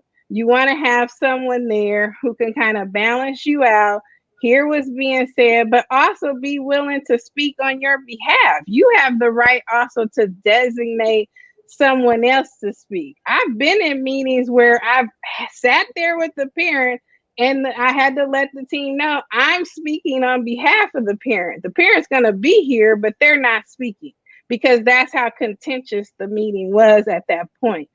So what I'm saying is you have rights to do things that you're not even aware that you could do. I'm telling you today, just roll out. I'm not going to take this type of a personal attack. I'm not doing it. Okay. Thank you. Thank you for bringing that up. Thank you. You're Hold welcome. on, Zoe. Okay, go Yeah. ahead. I just want to go to the message board. Gianna, I think your name is Gianna. Look, Giannina, maybe. And Dino Okay. on Facebook. She says, this makes me so sad. Is there an outsourced office not involved with schools specifically for special needs? In New York, there is YAI, OP, WDD, etc. check with your state and see what is available. I recently sat on a work. I don't really know what any of these acronyms are for because I haven't dealt with that. Ryder Yeah, was going to there's lots of there's lots of different agencies that can help support. But the other thing that you guys may not be aware of But some of by these law, agencies don't have anything to do with the IEP, is what I'm saying. I I think know, these but right. yes, Maybe you should but I explain wanted that. to point out, sometimes you got to remember if you want to invite other agencies to the IEP meeting, you can. You have every right to do that. Again, you need to notify the district saying, hey, I'm bringing someone from this agency or I'm bringing in Dr. Zoe. You just have to let them know because you can invite whoever you choose to be in the meeting. What I wanted to say about the outsourcing office, with this question here, basically there are other agencies that offer different types of supports and they have their different processes and procedures as well. And each state has that. But what you really need to know is every school district by law is required to offer you guys some different referrals and resources, even when it comes down to disputes. So you should never leave there feeling hanging, but that happens at times. And that's because you don't have that information. Okay. Right. Thank you, Dr. Zoe. You're Uh, welcome. hold on. Sharana Ford on Facebook. She said that one. I'm gonna read it like her. That one-on-one don't work. They agree with. I don't know if she means one-on-one as in the BII, because that's usually typically what a one-on-one to me means. She said the one-on-one don't work. They agree with each other and back each other up. Now, maybe But she that's means okay. in She the means the meeting. one-on-one. Yeah, she means the one-on-one with the administrator. Sometimes that But who does is that? happen. In the regional center person? No. No, it could be any administrator that you met outside of the IEP team meeting. So meaning From the she's saying district? they're gonna have each From the other back. district? She's Yes, saying, But this mhm. yeah, person don't even know my child. I've never met this guy until we had this meeting in real life, though. Just Right. but when you this have is to why take we it out. have other processes that happen. So if that Well, meeting doesn't work either, this is where you have due process. Now that's your next well, step typically that that's you have what to go to. I ain't going to cut Yeah. you off for it. Yeah. Most of the time, No, that's you what should good. happen Yeah, because you don't know my child, man, who just came in here today to take notes on this yeah, meeting. So how could you yeah, make a decision of over all these people who don't know him either, but be around him even more than you? And none of y'all know yeah. him like. And that's But okay, but I want y'all I to wish do the all of meeting y'all for were. But if these documentation people were all sake. Dr. Zoe's and Maliakas and Alyssa's, then I would feel very comfortable with saying that, okay, I'll write it off as y'all care about, my child for a certain, you know what I mean? But it's really typically not like that. And I have to speak from the perspective Yeah. of the parent that, like, who cares if I'm But faith doesn't yeah, think my son is still going through these things and we still have to go through these same things that right. people But that don't know tonight we how to want go to through it go tonight we want to equip our parents though. So I want my parents to know, like Malik, you were talking about how to do the prep and planning. So what's happening here is, remember, this paperwork includes you too. So when you do these certain processes, you attend the meeting, you didn't like what happened there, that's one process. You now have to go to the admin. That's another process. You got to go to the other admin. It's another process. Then you get to do process. You going through another process. But guess what? You have now created your own case file. So by the through. time you get to do process, you have documentation. You have recordings. You have Right. information and evidence to say, hey, I did my part. I went through the process that you set up, that you said this is the protocol that we need to follow as parents too, but now y'all need to do your part. And Right. that's what I want the parents to know. Do always stick to doing your part too, because that showcases as proof and evidence to get what you're seeking, your end goal of which is what's best for your child. Okay. But if we start going outside of that and we don't follow those procedures, this is when things get really contentious, really out of control. And then who is suffering? The child. At the end of the day, it's the child. Because you're not at school with them every day. They're going in, they're having to deal with this team who might be, I'm gonna be quite frank with you, pissed off with the parents.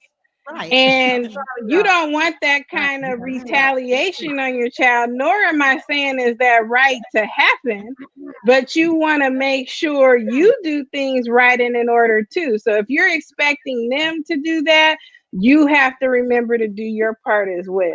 So that's all I'm saying. Tonight we want to share the proper procedures. And yes, there are some exceptions to the rule. And this is where people like myself come in to help support what happens when I've exhausted this. What happens when I've done all these steps and I'm frustrated, I'm tired, I'm burnt out, I'm ready to go turn it up at the school. That's when we come in. But what I'm telling you today is let's not be reactive. Let's be proactive and build your team ahead of time. Get someone like myself ahead of time so that you're not having to blow up and you're not having to do these things. Allow someone like me to have to stand up for you and actually have to deal with it. Okay. So that's what we're trying to show you, these processes. Thank you, Dr. Zoe, again. But I wanted to interject before, but I let you finish because you said something about and it's accurate. You're not with your kid at school every day. However, that does not mean that those people at that school are going to get the Right. most competent, successful version of your kid. That depends on how they treat. Exactly. That's what I do know. That's right. That's That's what I right. do know. You're So speaking correct. to those parents that are on that part of it, like I know that for a fact. Like I went through a Mm-hmm. situation where we were doing, observations. I had our advocates and I did a pop up like toast and saw that Right. BII mishandling my child at the Right. school. And Right. they actually, they covered it up and blah blah blah, whatever. Said I wasn't Of supposed to course. be there because I didn't say could I Mm-hmm. come. Nonetheless, I saw Uh-huh. what I Yeah. said, what I said, and I'm gonna say it again. And then in interim, Mm-hmm. they ended up suspending Ryder from school because they Mm-hmm. said he attacked the teacher. What Right. actually Right. happened was there was a day that we had an actual setup observation for Ryder with his behaviorist, Mm-hmm. his private behaviorist, and they had a bunch of other district people. So clearly, my son felt weird with all these people looking over him. But Oh turns yeah. out they had Ryder, who is very high energy, very Mm-hmm. independent, backed and cornered into the wall with all the desks arranged around him. So the only way Wow. he could get out to go to the door or the bathroom was over Mm-hmm. or under the desk. Okay. Right. Obviously had Yeah. to go somewhere. Wherever it was, nobody cared to understand where it was. I'm sure it was, Exactly. but he went over the desk. The teacher was in his way. And guess what he did? Knocked her out his damn way. And you know what? They Mm-hmm. suspended him. And we actually rebutted that and we won because I'm like, listen, sir, what do you think your child is going to do if they're backed into a wall and have to pee?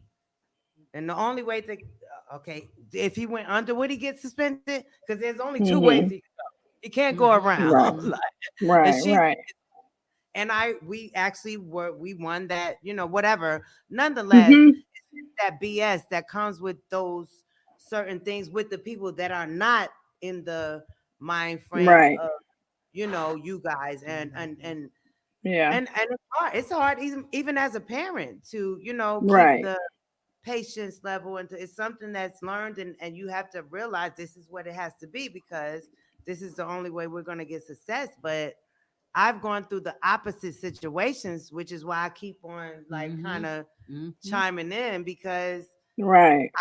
through I can't say the worst of it, but we've been through many bad Oh sides, yeah. having a Yeah. child with special needs and him not being treated properly. Right. despite And I yeah. Well, and I think, Faith, unfortunately, this story you're sharing is not an unfamiliar story that I'm not aware of, nor have I've actually seen these procedures in place by going to do different observations. And I was the one there to pop up because I'm doing an observation. I, have participated in all types of things. And that's what I used to do. I was a behavior specialist. So I've seen all kinds of behaviors, witnessed all kinds of injuries, and so on.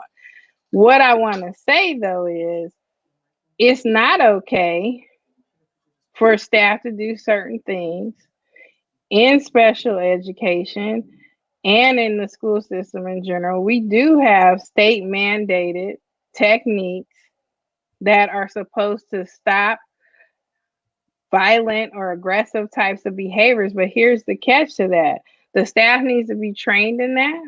It should be documented and written in the child's behavior plan that these types of procedures are going to be utilized. And if it's happening too often, we do have to evaluate whether or not this is the best strategy for this child, or is this the best placement, or what's going on with this team that they can't manage the behaviors. So on the flip side to all this, there are these times that it is just not okay. So Faith's experience and many other parents' experience, that's not okay. You can visit your child at school. You have to set it up in certain spaces and places. And unfortunately, that has a lot to do with what we have experienced in this country of, unfortunately, people deciding to do heinous acts to school sites. So we have safety procedures and things in place at our school sites to protect not the parents, but protecting the children, staff, and so on from other radical individuals who decide to come up and shoot up the school and blow up the school. So this is why we no longer always have this pop-up rule like we used to. A few years back, you could do that, but because of these incidences, we have tightened security. And if and those of you have seen these incidences and they're still occurring, we have protocols in place for that. So I don't want you guys to feel like I can't come see my child. You can. You just need to make the call, write the email, do whatever you need to do. And guess what? You can actually have it put on the IEP. There's a section for you to say, I want to go and have meetings with my team once a week. I want to go and actually have a visit.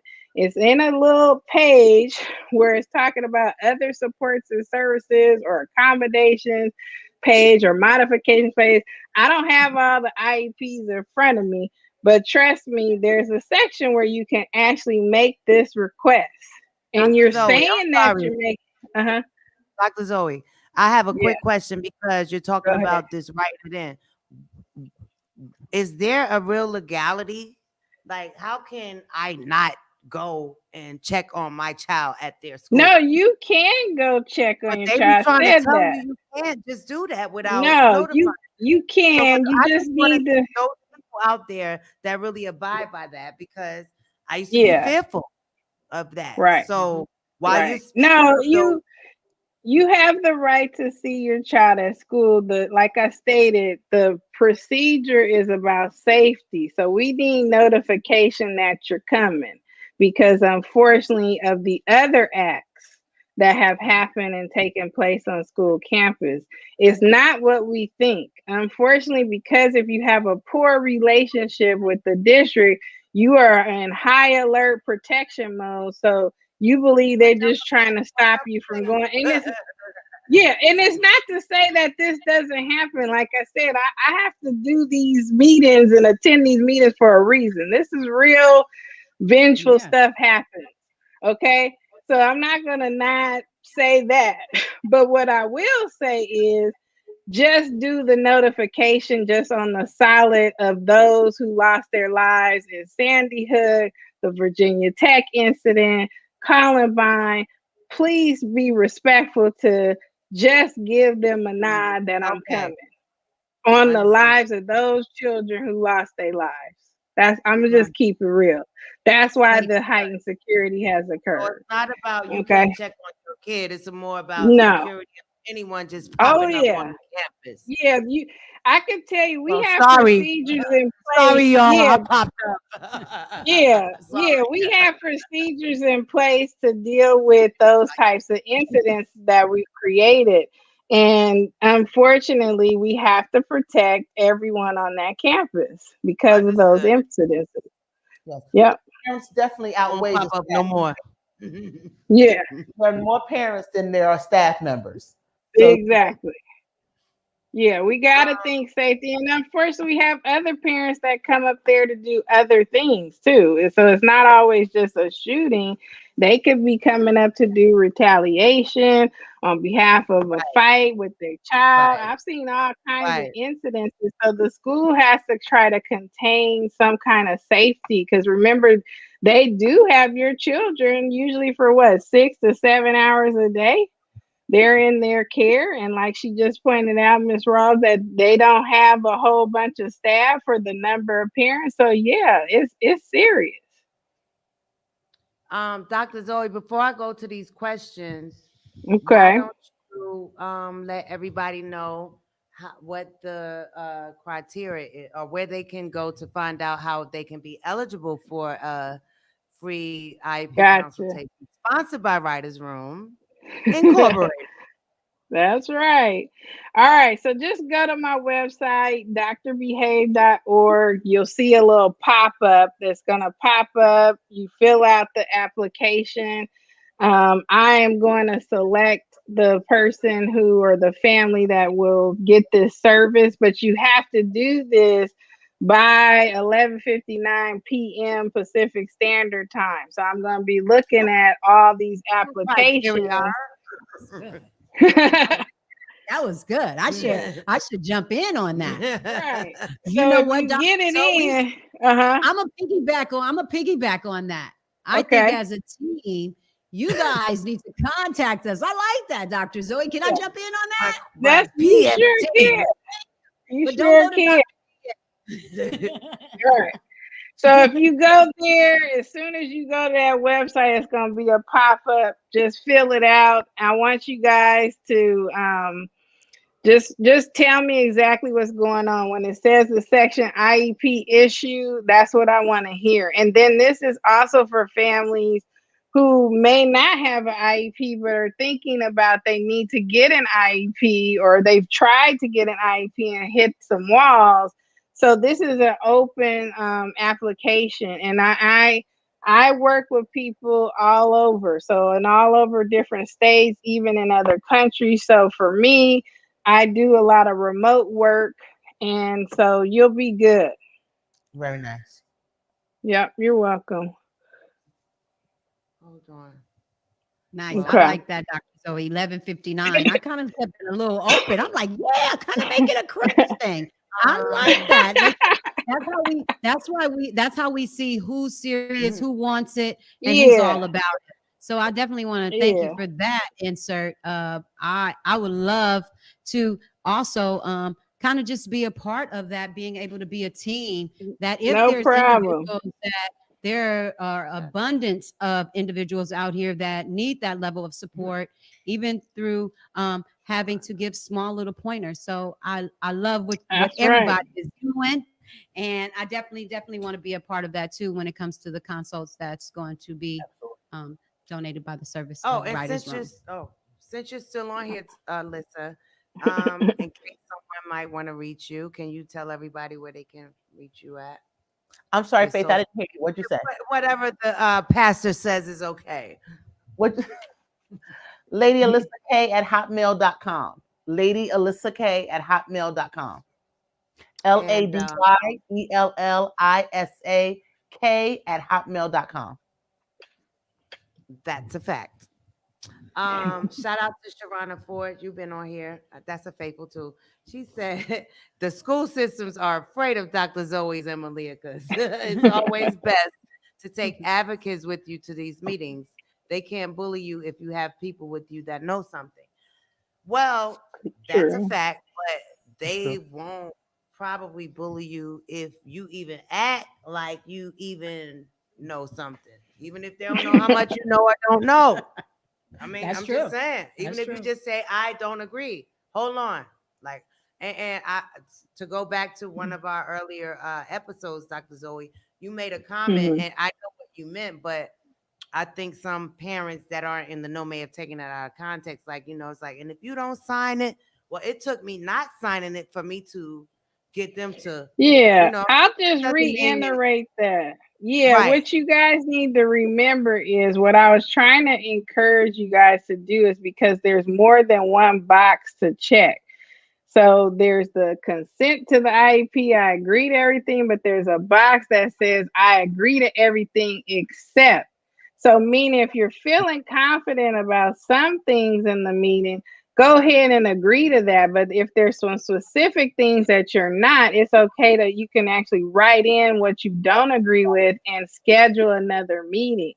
The reason being is because at the end of the day, in order to start those services that you like and to work on the new goals and all these different things that are being presented in that new IEP, they can't legally actually implement it without your signature. That's Okay, so that means you have to agree to it. But yes, you can request to take it home and review it and have someone else look at it. So they have to give you like a draft copy of this. But really, I've been teaching my parents, you need to request this and ask them, I want this IEP given to me 1 week prior to the meeting so I can have time to review and prep. Also, you can request that, hey, can someone come in? Like if you're doing a triennial, which is when they do other assessments, you can actually request to have a one-on-one consult with each of those assessors to review those assessment results prior to the meeting. So there's lots of things that you personally can request ahead of time. You also can say that, hey, I didn't have time to prepare. So guess what? I'm not coming to the meeting because they send you home a meeting notice that you should receive saying whether or not you're going or not. But there's a box on there where you can say, I'm not attending because you didn't give me my requested documents on time for me to review. So I will not be there. Thank you, reschedule. Okay, so again, I tell my parents, you are in the lead seat. This is how special ed began from you. It was parents that had enough of the segregation, the foul treatment of these individuals who need additional support. This is how special ed has been created. So you already come in with the authority to make decisions and say no or yes or stop. So you have to remember that. You shouldn't have to feel like you coming into attack. And if you do, this is a problem. So that's a red flag. Flag on the play. Penalty. Not good. We need to penalty. regroup. Okay. Right. So I'm telling you ahead of time, it's okay to plan, prep, like we've been saying each week. Is you have other options. I don't want you guys feeling like you're in a box and you don't have options. You really do. You have more than you can even imagine. So correction to my comment. I thought when you said don't not sign it, you meant after you have the meeting. You know what I mean? Right. Because that No. was my experience. Like not so Yeah. much to sign the agreement to have the IEP, but once you have the IEP, if you don't know what the hell was said, Don't sign nothing, just like any that's what contract. I was talking about. So there's a difference in Yeah. what my point Oh was and yeah, what you meant when you said that. Because I'm not signing nothing that I definitely. don't. Right. You got to know what you Exactly. agree to. And what if And you for don't have? my Right. yeah. Well, also I'm gonna point this out too. Also for my English as a second language individuals, if it's not even presented to you in your native language, your native tongue, please don't That's right. sign nothing. Don't even think about it. It's like just give that right on back to them, and that's your time to say, okay, I can't even participate in this meeting because It's not even in my language. I don't even understand nothing you're talking about. Whether you got a translator there or not, don't even let them tell you, well, we're going to let the translator help you out. No, the translator is trained to translate. They don't know anything about IEPs and all that kind of stuff. They cannot help you and support you on that way. They are literally there to just translate. That's it. So please say, no, gotta go. We'll try again when y'all are ready to present to me in my native language. So even if your native language is English and they are speaking English, just to go back to everyone, if you don't, because I was just trying to make the point, because what you said before was don't sign it, but you meant more specifically, I mean, you said sign it, but you can agree to have the IEP, but then if you have it and you don't understand what's going on and you don't have someone in you do not have to sign off and say you agree on what they're saying. No, you do not. You want to make sure you get it. You want to understand. To the comment that I saw, even though we're a few minutes over time, it's all good because this is all important. Someone said, who is that? Oh, Yvonne Berry. Shout out to Yvonne on YouTube. She said, can you always do an addendum to an IP to add services? That is so that's what I was saying. Yeah, that goes back to I think someone else said it earlier. You can always request an IEP addendum meeting or / amendment meeting. This is a meeting that takes place outside of the regular annual date that is required by law to do. Can you repeat that? Okay. You went out for a second. Okay. IEP, the addendum IEP meeting, you can always request that type of meeting because it's the meeting you request that's outside of the normal annual IEP time that is required by law. So you can make this request, and usually that meeting is for a variety of things. It could be to make changes to the IEP, or it could be just to say I'm having concerns overall about the programming. I may want to add some services. I want to change some services. It just varies, but that meeting is created for that purpose. So again, I tell my parents, make all these requests in writing, paper trail. You need to do this in writing, and then have these meetings. And again, they have to document in that meeting as well what happened. And again, you can record that meeting. You can request to record it. Okay. Oh, wow. I see it's a lot of great comments and things I want to say, but I'm going to pick a few. Edna Michi, I think. It's not mice. It's spelled like mice, which I don't like. Edna Michi. She said her son's Catholic school would not allow her in the school. There's a different setup of regulations for private sector. They do not by law have to follow the IDEA process, and that's because they do not receive federal dollars to fund those types of programs. They receive their own dollars so they could do their own thing. So I tell people to tread lightly and be very careful when you start entering into the private sector, because it's a whole nother set of rules and regulations. Does that apply to, I mean, even though, because some parents think an NPA, non-public school, is same as a private sector, but non-publics are usually it's under the same category. Run through the district as well. So yeah, we're it's talking under over the time, same. but I don't care. I know y'all don't care either because we talking about stuff. Yeah, the non-public school, depending on what type of school setup, meaning the design. So I believe what Faith is referring to is a non-public school that's designed for individuals specifically with different types of disabilities. But there's the private sector.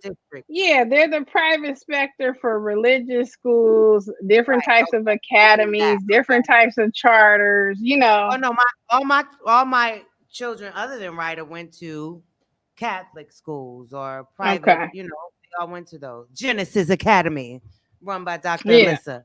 Yeah. Yeah. So The chat. they follow their own regulatories, and sometimes they will be upfront of whether or not they can support your child or not. So in Mhm. some programs they say, hey, we could do an accommodations and some modification. We could put some things in place. We could create a plan. So this is why some parents like the private sector, because some of them are willing to think outside of the box and create something.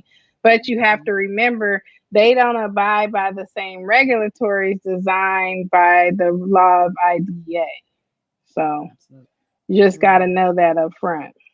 So meaning they may not give you an IEP. That's a whole nother discussion. You're just gonna get some other type of paperwork. It's not gonna Oh, be so an wait, IEP. hold on. Mhm. Oh So yeah. if your child is in a well, but if they're special needs, they don't get an IEP, even if they're Oh in no, a private not sector in the school. private sector. No, they don't have to They at call it all. a resource. Huh? A They call it resource, a resource. plan, First plan. They response to If they have that class. intervention. if they If have they have a class for children with special needs, they'll call they it. don't look at it Yeah, as a class for yeah, necessarily yeah. for children with special needs. It's just an extra class that will offer additional support. So they will Yeah. be okay. I get RTI, that's response another to discussion. intervention. Okay, Yeah. because Oh, another discussion. going back Oh to the yeah. question, Summer Rose Washington on Facebook said she hasn't been successful in receiving the IEP prior to the meeting. Yeah, I and don't that know if means you you use don't it or need to not. attend any meetings. She did. And yeah. So I would recommend to not attend the meeting and kind of stand firm on that. If you keep having the request and they keep not giving it to you ahead of time, my recommendation is to stop that behavior, which is saying, I am not going to attend unless I receive this and have enough time to prep and plan. So you have every right to do that. Absolutely. Kitana Everett, I think I'm saying it right on Facebook. Personal relationships with the teacher helps with pop-ups and parental interactions. My child has been abused in the past. Well, yeah, Yes. I mean that's good. But Mhm. also, I mean, as we all know, which I'm probably an exception because I've really kind of never been as interactive career wise to where I've always kind of made that curtail around what was going on with my children and Yeah. the schools things and stuff. Mhm. But even though I haven't had, I can't say, oh, very personal relationships. But at the same time, I understand what she's saying. It's like, if they Oh kind of yeah. feel they ain't going, you know. Mm-hmm. But still, it's a little tricky when it comes to this whole world with having a child with special needs and those Mhm. different dynamics that come with that, a BII, the agencies, the this, the that. Like all I'm saying, that's very true. Yeah. Katana, I think We her could name is. just say having But positive and good you can be rapport smart, with them. tactful about Yeah. how you gonna pop up like toast. That's Yeah. what she's saying. Like be Yeah, tactful. I like the pop up at Getting Toast. I good. think we need to coin that terminology. Yeah, I think you can. You have every right to make those types of decisions and be able to participate. So don't worry about it. You can do some things. Yeah, and personal relationships. I want to Yeah. chime in too. I think they are really great because it offers you a level of understanding, whether it's Hmm. just for that year, that teacher can open up a level of awareness about your child in creating that personal relationship that will allow you to take that information to the next year, whether you have a relationship with the new teacher or not. And it offers So that teacher a level of understanding as yeah, well, absolutely. Oh if they yeah. care to have it. Create the If they care communication. to have it, Hmm. I The best teams bring it have the back to best the teacher rapport. part. So that's the truth. If you don't have a positive rapport, it's just like, you and Alyssa, Faith, you probably had a positive rapport, and that's what made things strong. And that's the same thing that needs to happen with these teams. So that's another red flag. If I don't have a positive rapport with this team, why am I with this team? Right? That's Yeah. not Why okay. But Right. can I say You this? all gotta work together. Sometimes that team is not quite a team. They ain't all together either, girl. Yeah, I mean, I'm just saying it exactly. should be that way, but they are not Yeah. typically all on. How Right. could they So all request a pick new out team. this child when there's so many of these children Yeah. that Right. they? Yeah. I'm just saying. I mean, that's at least in what I've experienced. Yeah. Hasn't been the Hmm. case. Like, oh, he's doing this and he can't do that, and they're telling me he can't do things that I've seen him go beyond and above.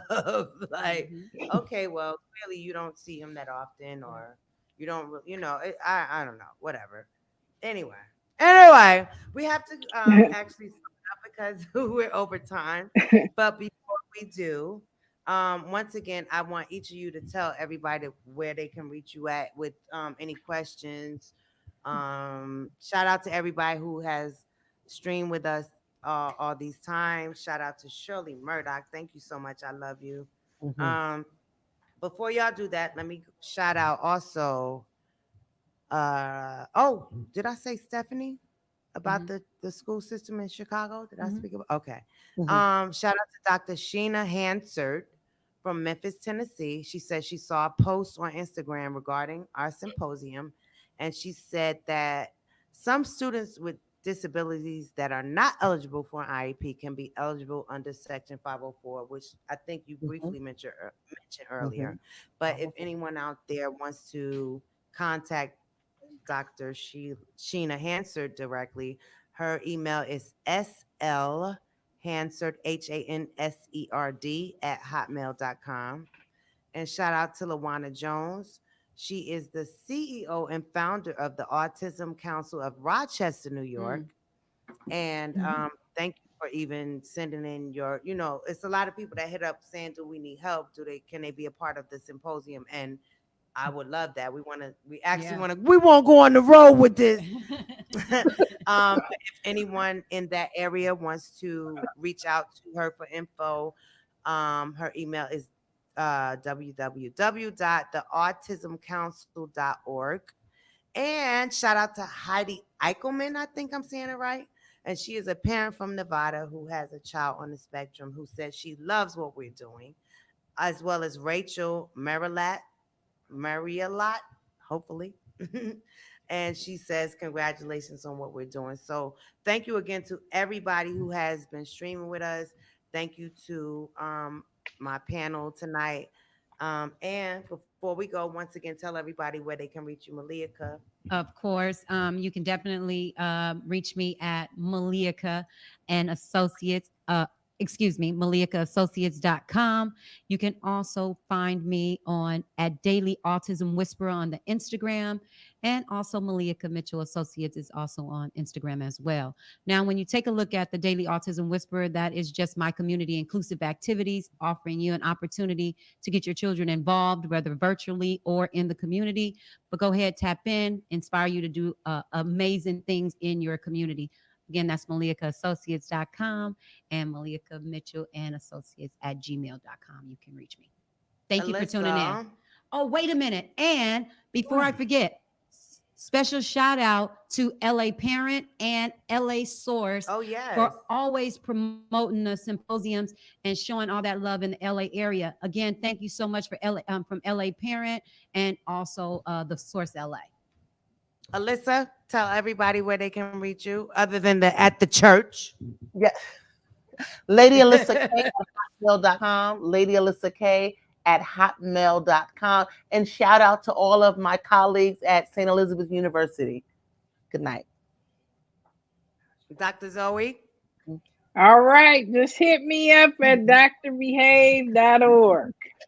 Keep it simple. Just go there. Behave.org. Yo, she's so chill. She just, she in a low rider. I mean, she got a 40 ounce. No, I'm joking. Hey, I might on some days. E40 is at the door. Right. I love her. Well, man, oh my God. Thank you everybody again for streaming with us and tuning in. And as always, you can send your questions to any of these emails. I think they think it's good. Oh wow, I did say to other people. Yes. Shout out to everybody who sent questions. And we'll be back next week, next Wednesday. Thank you guys. We love you. God bless you all. God bless.